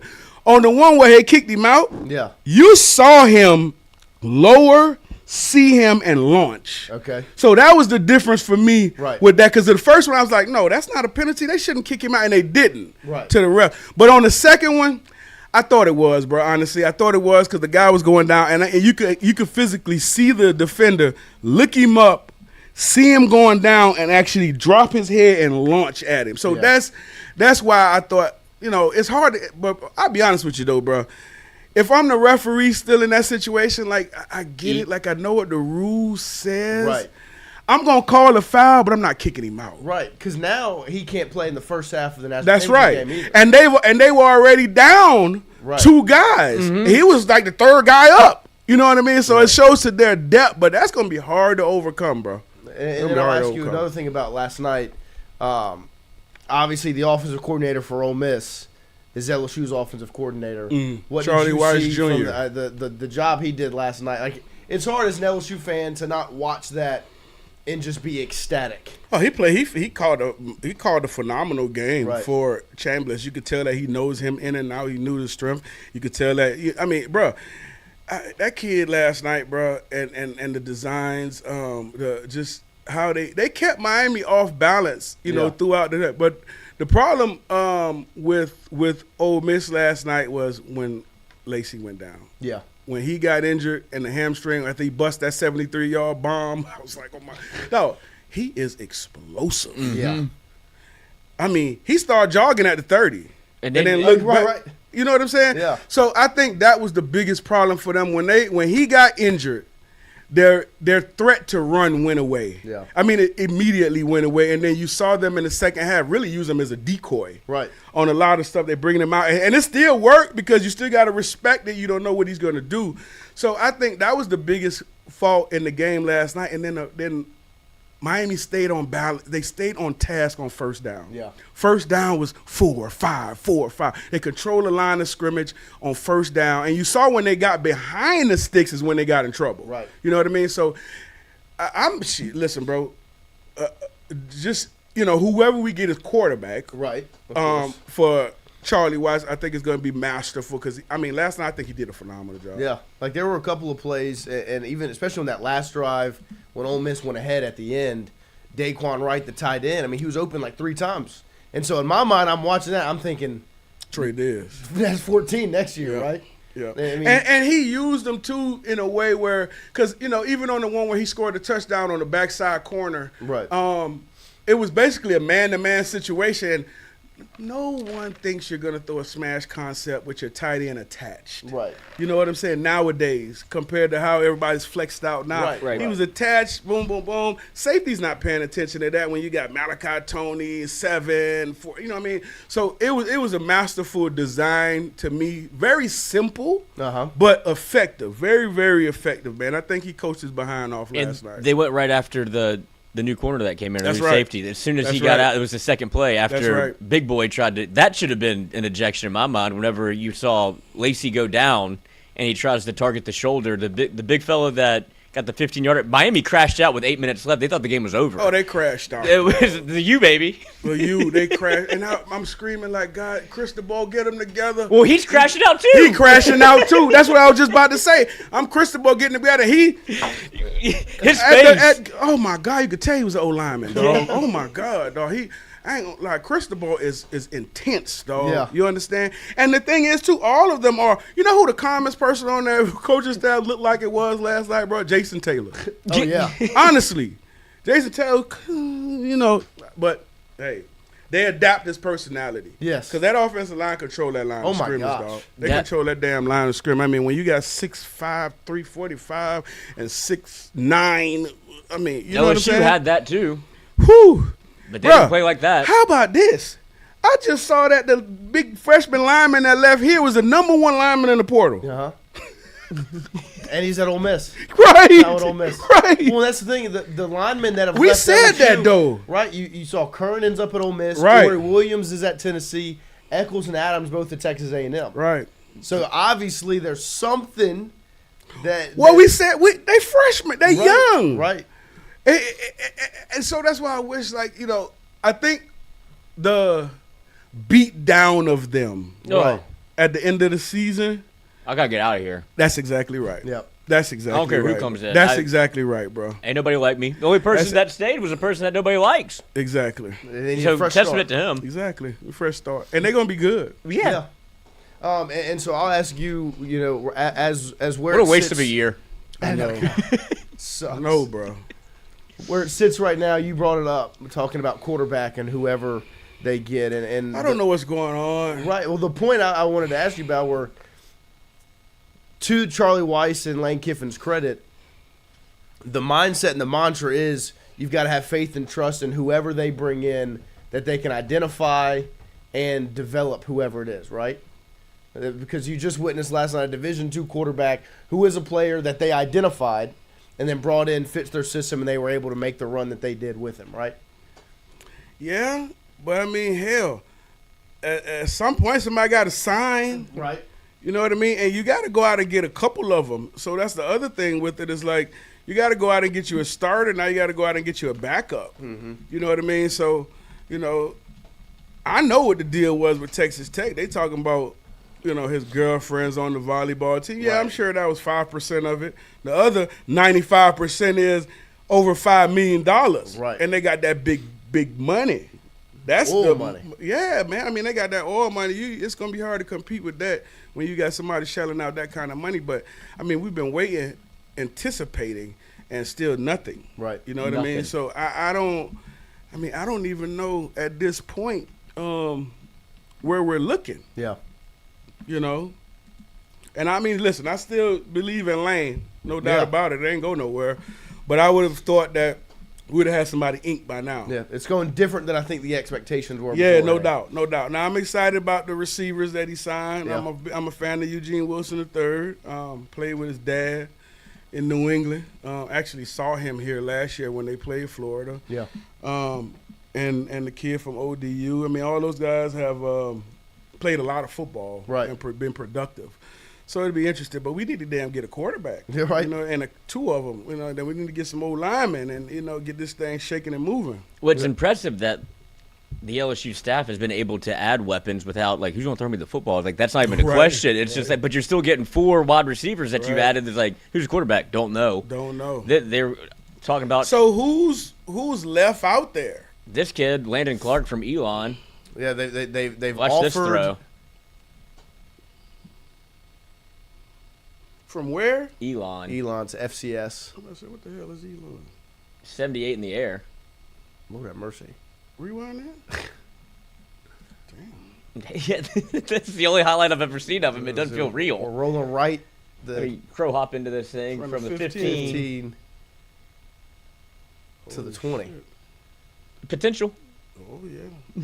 well, one thing we know, he got a big arm. Yeah. Right. Great Scott.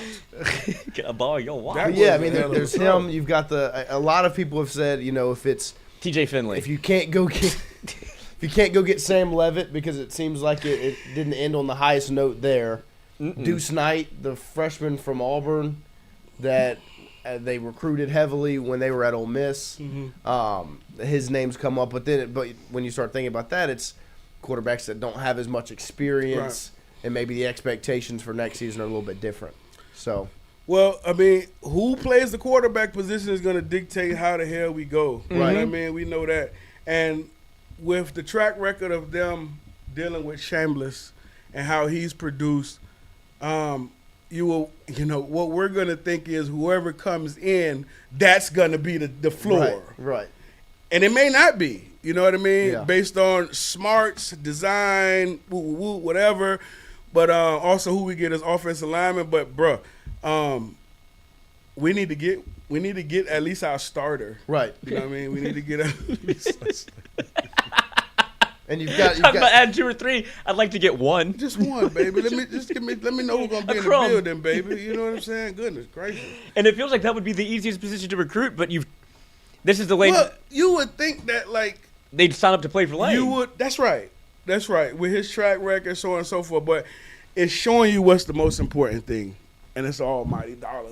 Still, you know what I mean? It's still the dollar. It doesn't matter if you're great. I get these guys look at it as, you're great, you're this, you're that. But you know what? This guy's not bad either. You know what I mean? Right. Like, so that's the other thing. They're looking at all these coaches and where they are and what they're putting together. So it could be, a Lane thing because we're so, enamored by it and what we've seen from him. But these kids are looking at that dollar, and then it's like, it's not that big of a drop-off or whatever. You know what I mean? And then LSU, it felt like with the Sam Leavitt situation, the Damon Williams situation, it's like he had one. Like, Leavitt was at the altar. Yeah. And then Lane Kiffin's going to take the shot where he's like, or I can get the guy that I think we can win right now and do the whole thing with this guy. And it's like you're taking a huge risk by trying to get somebody that already has a contract signed. I don't know how much they knew about that whenever they pursued him and how much they were. But you had a quarterback. And then you were like, you took the chance of like, maybe I can get him instead. And now you lost. You had one, you tried to get two, now you got none. None. And that whole contract situation thing, like I said, I don't know if they knew about it or whatever was going on there. But one person, we know who did know about it. Washington. Yeah. Right. Two people at least. Right. So that part about it was messed up from the beginning. You know what I mean? So and I saw his agent dropped him and all this stuff. I mean, but listen. I'm sure he'll re-sign him now. Of course. Yeah. Give me my 30% or whatever it is. But when you have these young kids dealing with these adult situations, pro situations, that's what you're going to have. You know what I mean? It's just similar to a kid saying, yeah, I'm coming, I'm committed to you, but, on signing day, I'm not coming. I'm signing with someone else. So it's the same thing. And, I wouldn't say that I wouldn't do the same thing if I was in that situation and somebody offered me $2-3 million more. I'm gone. Right. Leverage. You know what I mean? Yeah, I'm gone. I don't care what y'all think. Well, and the coaches would handle it the same way, right? 100%. They gone. The job's being offered. That's a better gig and it's more money. They gone. They're taking it. 100%, bro. 100%, bro. I wanted to ask you about. We've talked about Leavitt a good bit. The injury is probably the biggest conversation right now around him, and the fact that he would miss spring football. So I want to ask you, as a quarterback, when you're going into a new system with new players, new receivers, new O-line, new coordinator, how important is spring football, being on the field, being able to throw the football at those guys, and learn the offense and the plays? Major. Yeah. Major.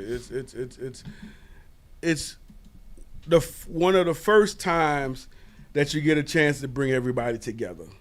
It's one of the first times that, especially now in this transfer portal NIL crap that we have going on, where you have freaking turnover of rosters every year. So it's very important, especially for the guys that's going to be throwing and catching and offensively. It's a lot important.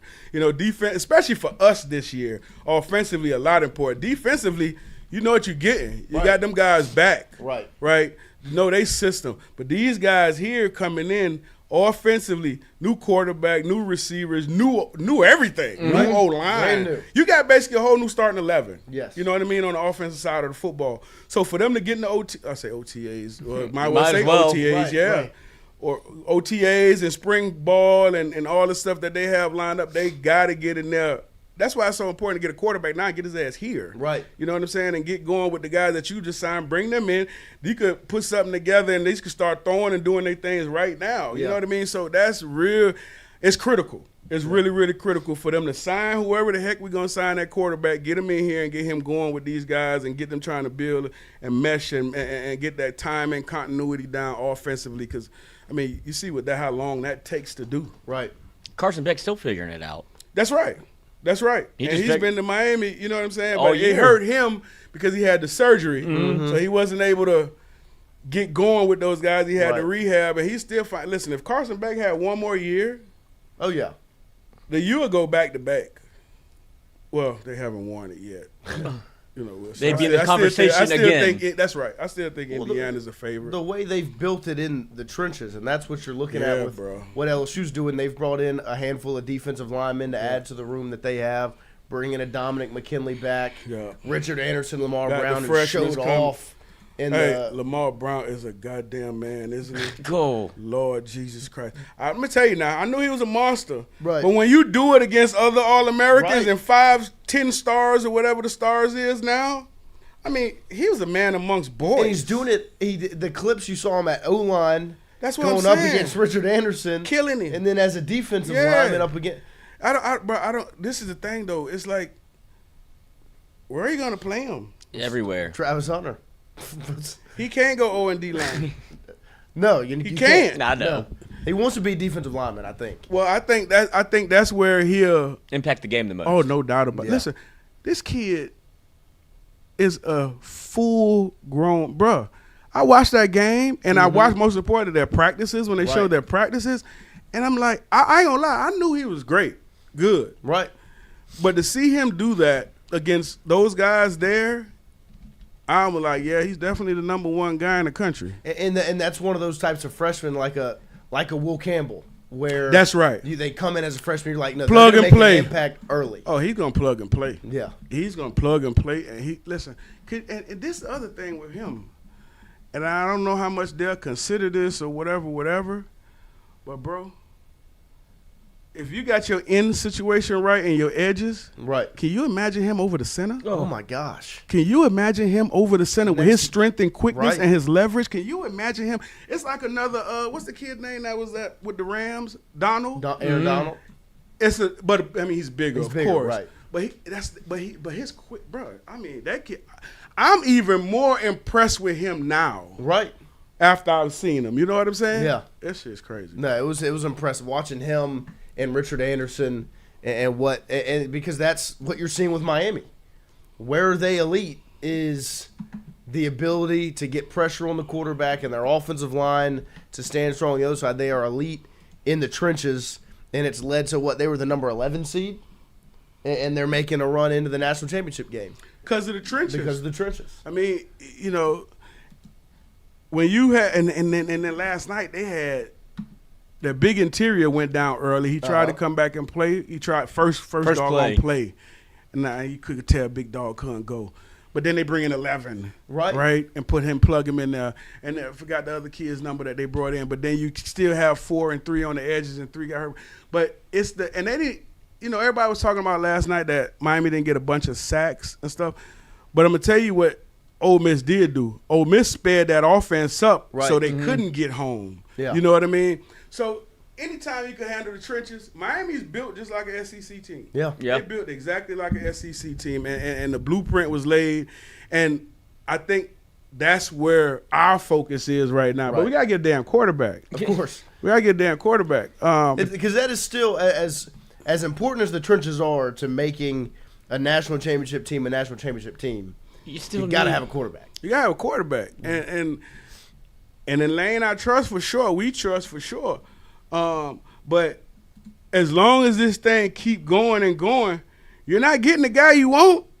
You're not getting the guy you want. You're getting, middle of the pack. Now, if you make that work, that's fine. Right, that's fine. But we talking about championship, baby. We not talking about middle of the pack. Right. So it's gonna be interesting to see how this thing work out. And then you lost, a guy that was here. He's gone. Right. So I mean, bro, we don't have no quarterback. Ain't got nobody. And you're running out of options. Yeah, because we got Piccarillo, don't we? Yeah. Yep. Hey, run it up. Get to practicing. You got a shot. You got a shot. Ain't nobody else in the room with you. You got a shot. Will Smith is the Prince of Bel-Air. He not a do a threat though. Well, look how important that is. Like, you can't tell me that Garrett Nussmeier ain't no slower or faster than Carson Beck. No, listen, but Carson Beck will do it. Will run. That's right. And he'll do it. It's timely. Mm-hmm. Yes. You know what I'm saying? Pick your spot. Cause Carson Beck ain't fast at all. That was the slowest 6 yards I've ever seen. Yeah, man. Like that's why I was so proud of Carson Beck because that's how he's been playing the entire playoffs though. Right. They talk about he only threw for 186 in the last game and won this here. Don't care. He played the position. Yeah. And those little 4-yard scrambles on 2nd and 8. Oh man, you see Carson Beck last night. He look, is not there. Dump down. Right. Dump down. He coming down. Mm-hmm. Now he missed some stuff, and I know he's gonna shoot because he missed some stuff where he was just moving around. He missed a bunch of just intermediate stuff and a couple of deep balls. But second play of the game should have been a touchdown. Oh yeah, coach. He wide open, and he threw it to the wrong side. Lead him to the middle of the field. Route, oh my God! He tried to throw a bang 8 coming out of halftime to the left side.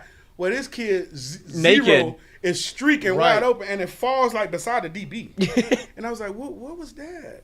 You know what I mean? So he going to have some stuff to get back. But listen, it don't matter if they play Indiana or Oregon. They're going to have a chance in the football game. 100%. That offensive line, whenever they got on the Tony touchdown on that screen, oh my God. You saw all 5 of them 10 yards down the field. That was beautiful. Murderer's row. It was just like a tunnel. Yeah. And with Tony, all it takes is just give him one crease, and he gone. That's an exceptional freshman. I'm going to tell you. 17. He should be in high school. He should be in high school. He reclassified, should be in high school. The most receptions by a freshman in UM history. You know how many guys have come through UM?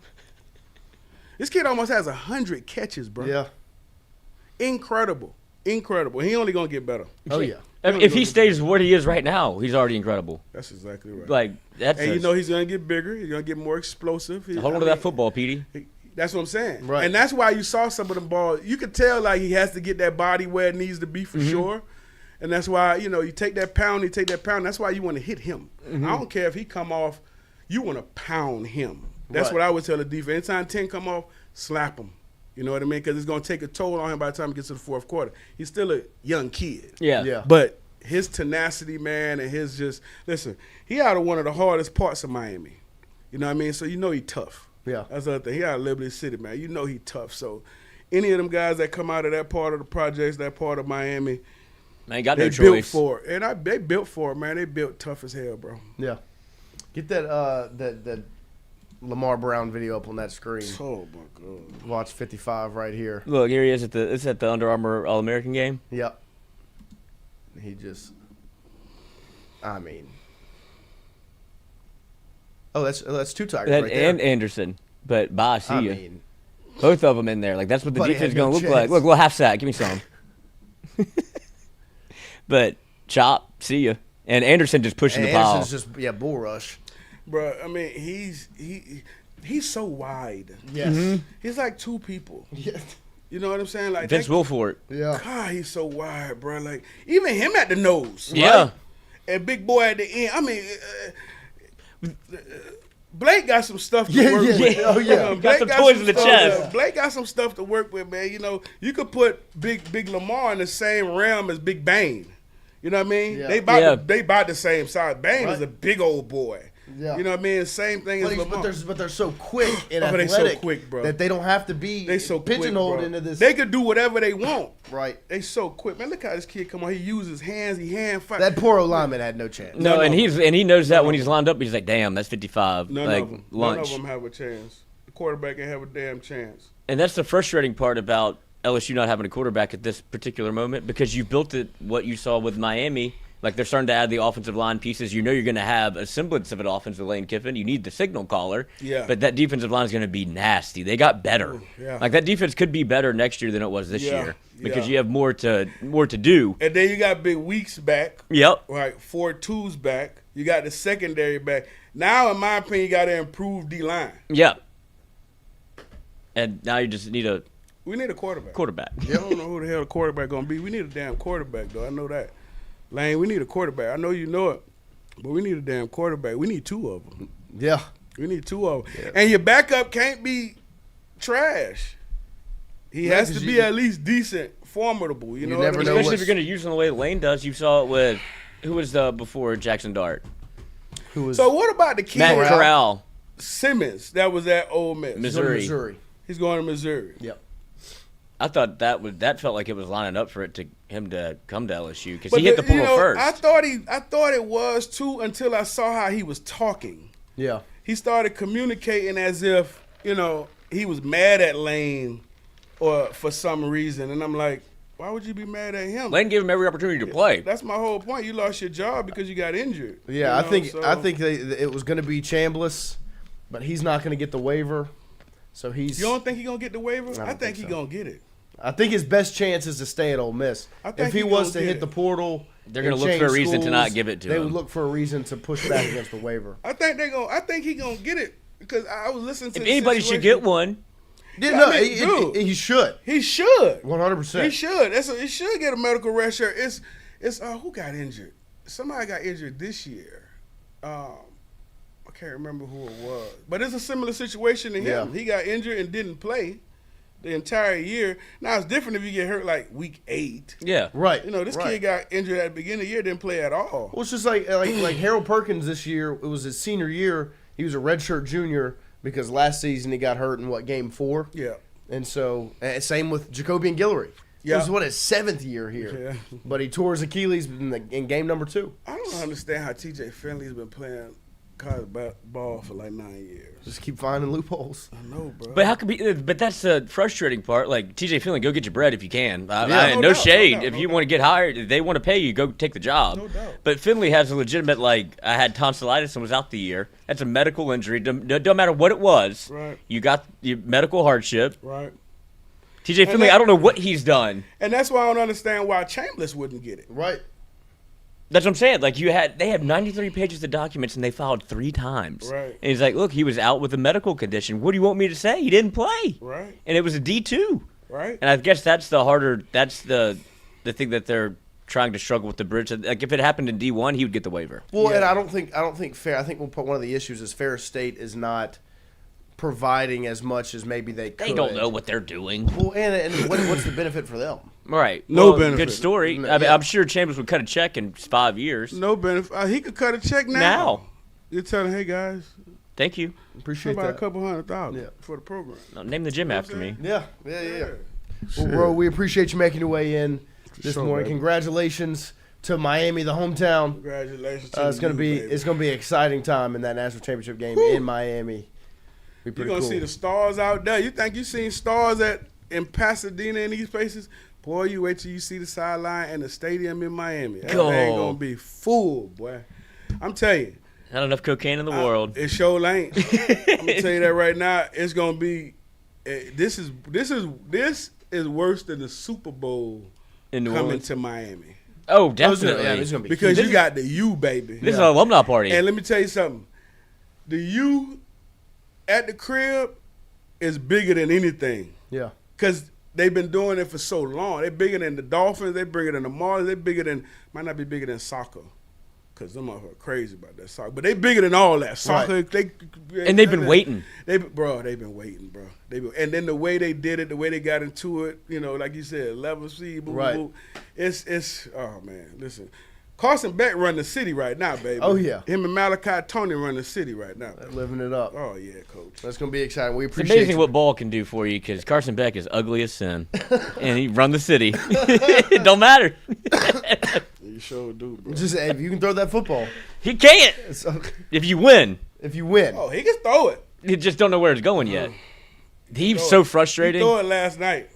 I mean, bro, some of those reads he did was great. Yeah, I was about to say, mean, he the played last his drive body. was the best drive of his he life. put it together, God. and it was. Oh man, you saw his experience on that Right, drive because right. he tried to take a shot front side with Malachi Tony on a double move. You come backside and throw the curl route for a first down to 0, which now I'm inside the 10. You know what I mean? So he played really well. And they had the little zig route to Tony in the middle that brought the linebackers down, Pulling They them threw out the and dig bang right- behind him. Yeah. That was his best throw. His Malachi best Malachi read. Tony was double teamed the whole night. Oh, all eyes were on 10. It's so amazing to see a freshman 17-year-old command that much attention. The bro. gravity gravity. that he I know. has It's is crazy. Well, because you can't let him beat you. no. You can't. And Because if he catches it, he'll beat you. yeah, it's gone. Yeah. Oh, He's got one thing on his mind: paint. That's it. That's all he's looking That's for. it, bro. But their ability to run the football, like you said, they were always ahead of the sticks. Four, Second and 6. 4 to me was the MVP of the game. Mm-hmm. Yeah. The engine. Oh my God! I mean, bro, anytime he touched the ball and he understood, he's so patient with it. He Yep. understood what it was going to take. He kept sticking it up in there. He kept him on line the whole game. And it was nice. There was one time it was 4th and 2 later on in the game, and they just handed to him. said go, hand it off, offensive line, create a lane, first down. Right. Isn't that nice? Right. I was just sitting there watching No like guesswork. We could just turn and give it to him. right. LSU calling timeout. We can't. Yeah, we gotta throw it. We doing all kind of shit. We sprinting them in the back and throwing this and throwing that and swinging it around. Yeah. Just here you go, buddy. First down. Nice. Yeah, man. But We'll get back to that someday. soon. Hopefully enough. soon. You need That's somebody right. to hand it to him. Soon enough. We Yes. need somebody. We need somebody. It's Lane. insane. We need somebody, baby. Come on now. Well, we appreciate you. We'll talk to you again soon. For sure, my guys. Thank you, We'll, sir. We'll take a quick break. We'll come right back after this.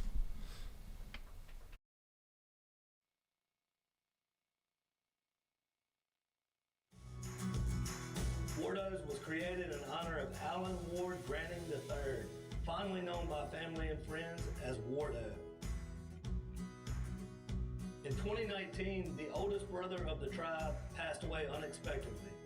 His remaining siblings and loved ones wanted to honor his memory in a special way.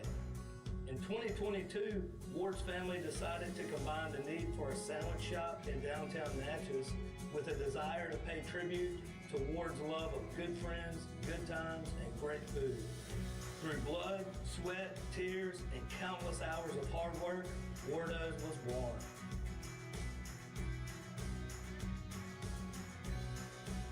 So go visit Wardo's today at 309 North Broadway Street in Natchez, where the po' boys are so good, you'll swear you're in Cajun country.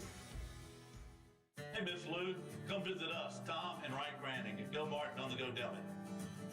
Gilmore has clean restrooms, community coffee, an awesome beer cave, and a great selection of anything you may need.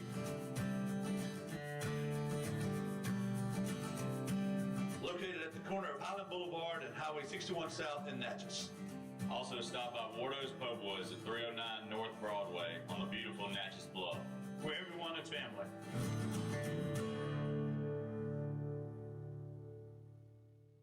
When it comes to your home, the roof over your head matters.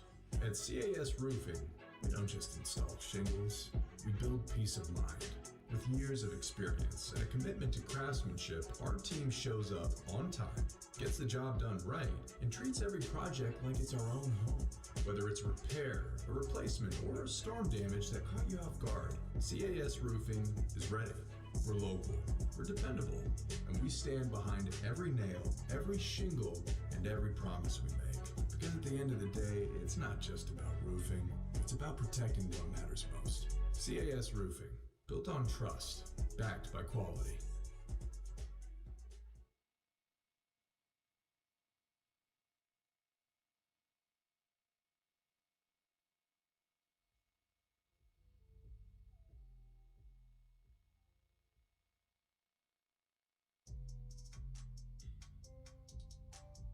All right, welcome back here as we close out this Friday morning show. I do want to give a shout out to LSU women's basketball as they got a huge bounce back victory last night, 80-59 over Georgia in Athens.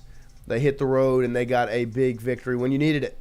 You could not start 0-3 before these next two games against Texas and Oklahoma, and they get the victory last night. Shot 57% from the field. Did not settle for jump shots, which Georgia did. LSU shot 2 of 10 from 3, while Georgia was 4 of 29. And so you were able to see LSU not settle back there. Still gave up too many offensive rebounds. Georgia got 17 of them. But you were able to see LSU get out there, play such good defense as they were able to really hone on that end of the floor and make some separation there in the second half to win by 21, 80-59. Flau'jae Johnson back home in Georgia led the way with 25 points, 4 rebounds. You saw Michaela Williams only with 5, had an off night, but that's why it's nice to have depth. You got Mylaja Fulwiley, 18 off the bench. Zakiya Johnson, 12 and 7. Amaya Joyner, 12 and 11. It was nice to see some of those bench pieces step up and get a big-time victory for the Tigers. Shout out to Coach Mulkey, Coach Schwartz, Coach Reedus, Coach Starkey, Coach Augustus, and that whole entire LSU women's basketball staff and team for putting it together, righting the ship, getting a win before a big-time matchup in just 2 days.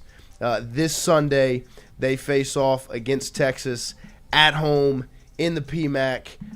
Texas is 18-0, and it is going to be a huge, huge matchup. The number 2 team in the country coming to town Sunday at 2 p.m. Get ready for it. Big-time basketball. These are the games you go to LSU for, and they are back on track with a victory ahead of that. So excited to watch that happen. Let's get some athletic connections rolling here this morning. Close this thing 13 for 13. In a good first week of 2026. Game ain't over yet, Coach. What are you hugging me from the back for? He didn't like that at all. Press up on me like that. Oh, shit. My bad. Coach, game ain't over. I'm excited. I'd like to celebrate a little bit. Because it wasn't over. Chambers hit that first throw. I was like, oh, snap. Here we go. I was like, oh, snap. That said, thrilled it's over. Oh, yeah. I mean, thank you. I take my coaches back. I appreciate it. Not only that, a full year Even if they got to the Natty. But if they had won it. It would have been insufferable. Insufferable. And the way it all would have went down with the fact that, like, I'm glad that storyline is over. And it couldn't have happened in a better way with it being Ole Miss's defense. 90 plays are on the field. That fell apart. Like, they didn't get the job done. I mean, your offense went down there, put you ahead in a game that you had won. And old Pete Golding and that defense. He said he's pissed off. Classic letter. You should be, Pete. So he said the game that we could have won and we didn't play good. Yep, you let everybody down. You did. That's your coach. Get used to it. All right, we've got FedEx, UPS. Yep. Okay. Scotiabank. Well, let's go FedEx Field. Let's go divisional. Let's conference championship, wild card, Super Bowl. Wild card, divisional, Super Bowl, divisional, and then conference championship. I wonder what that is. Yep. It's playoffs. Bunnies. Playoffs. Snow bunnies, snow suns, the snow Reds, the Suns, the Blues, and the Deltas. The Spectrums. I'm on it. The Bounces, the Deltas, Scotiabanks. I guess it would be the Deltas. Nope. Okay.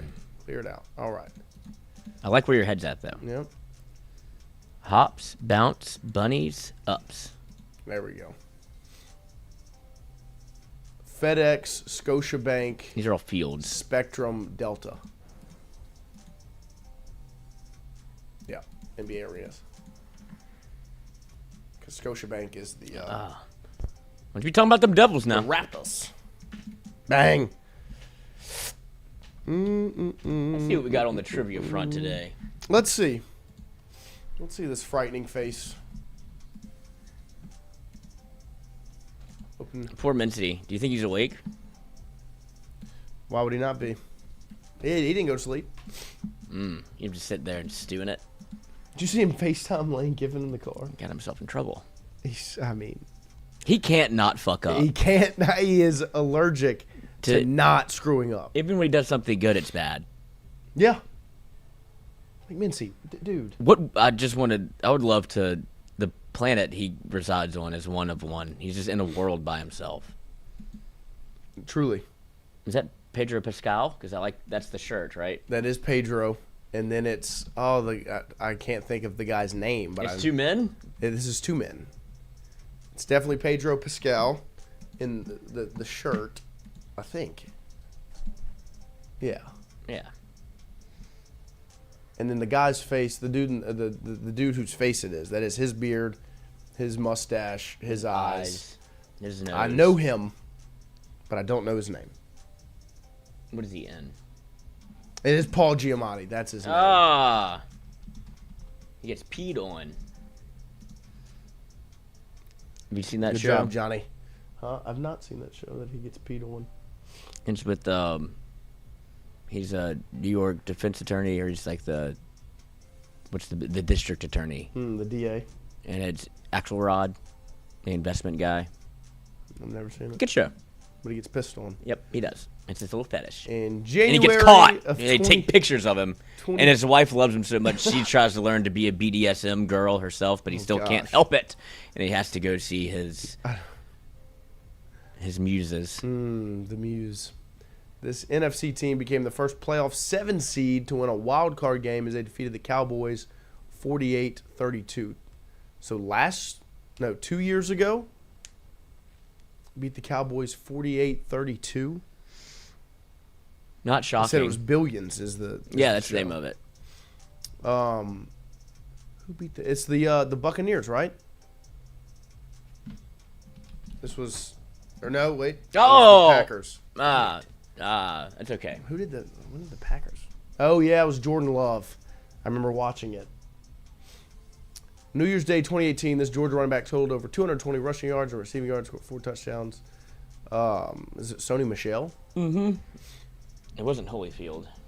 Yeah, it was the Packers. It was Jordan Love. I remember that. Packerwood. Wade Miller won 14-plus games, 3 straight seasons for this team from 2001 to 2003. No clue.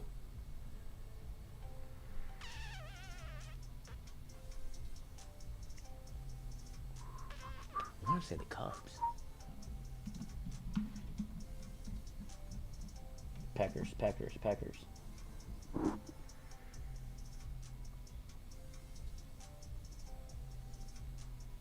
Astros.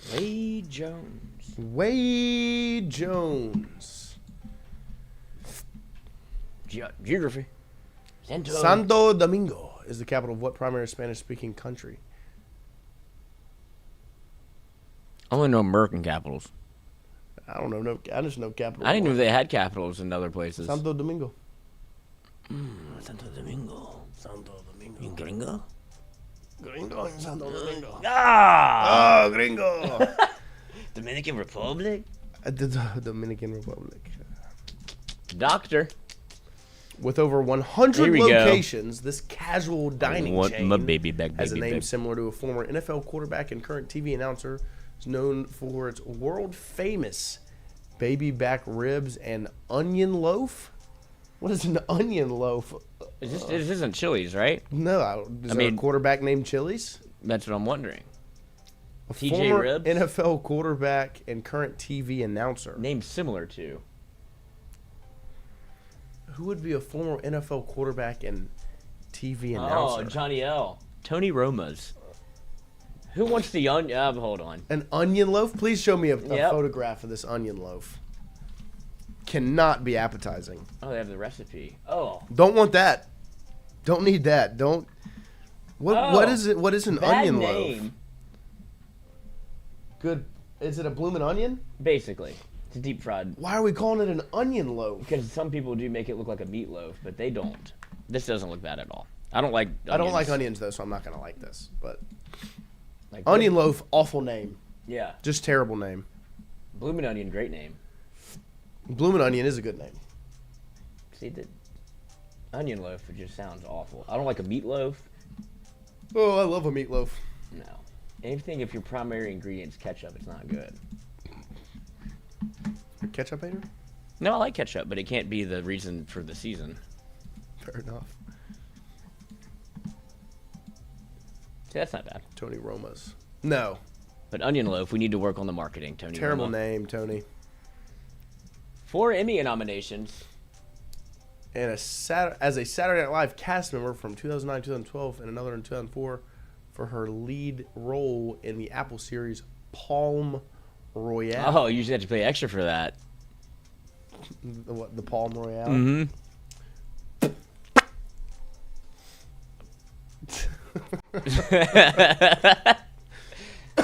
Stop, I'm sensitive. I don't know who this is. Tina Fey. No. 2009 and 2012 would be Kristen Wiig. Kristen Wiig. That is, does sound right. Kristen Wiig, funny. Kristen Wiig funny. Is it 2 eyes? It's 2 eyes in the last name. There it is, down at the bottom. This 1998 Animated musical drama. followed the Book of Exodus with Val Kilmer in the lead voice role as Moses. Jesus in the Technicolor Dreamcoat. Teengus? Tingus? Teengus? Jesus. Why not Teen Jesus? Nope, Teengus. Tingus. My dad never watched the last season. I don't think I have either. Really? You didn't? So you didn't see Teengus? I have. I've seen. I don't know if I watched the finale. I love that show. It's one of those that you forget about a little bit, then you put it on, and you rip off like 12 in a row. Teengus. Tingus. The Prince of Egypt. Ah, the Prince of Persia. This is not our best effort. Before becoming one of the most popular pop rock bands of all time, Kara's Flowers. No idea. Most popular pop rock bands of all time. 94 to 2000. But they were Kara's Flowers first. You don't even know when they were Kara's Flowers? You're not a fan. You're not a real fan. What you know about Kara's I Flowers? ripped helium to Kara's Flowers. I have the t-shirt. Monday, this cough will be gone. It better. Maroon 5 That makes sense. was known as Kara's Flowers. I'm at a payphone trying to call home. Oh, the Packers. Green Bay Packers. Drops of Jupiter in her hair. Is that them? I have no idea. Hey. We appreciate everybody hanging out with us here Great on week. this Friday. Good week. Janky start, good finish. Yes. Close it out strong. Strong. Hopefully LSU will get a quarterback before we see you again on Monday. We'll see you then. And if they don't Monday, guess what we'll talk about? Quarterbacks. 8 to 10 a.m. on Monday. We'll see you then. Go Goodbye. Tigers. Love you. Belt to ass.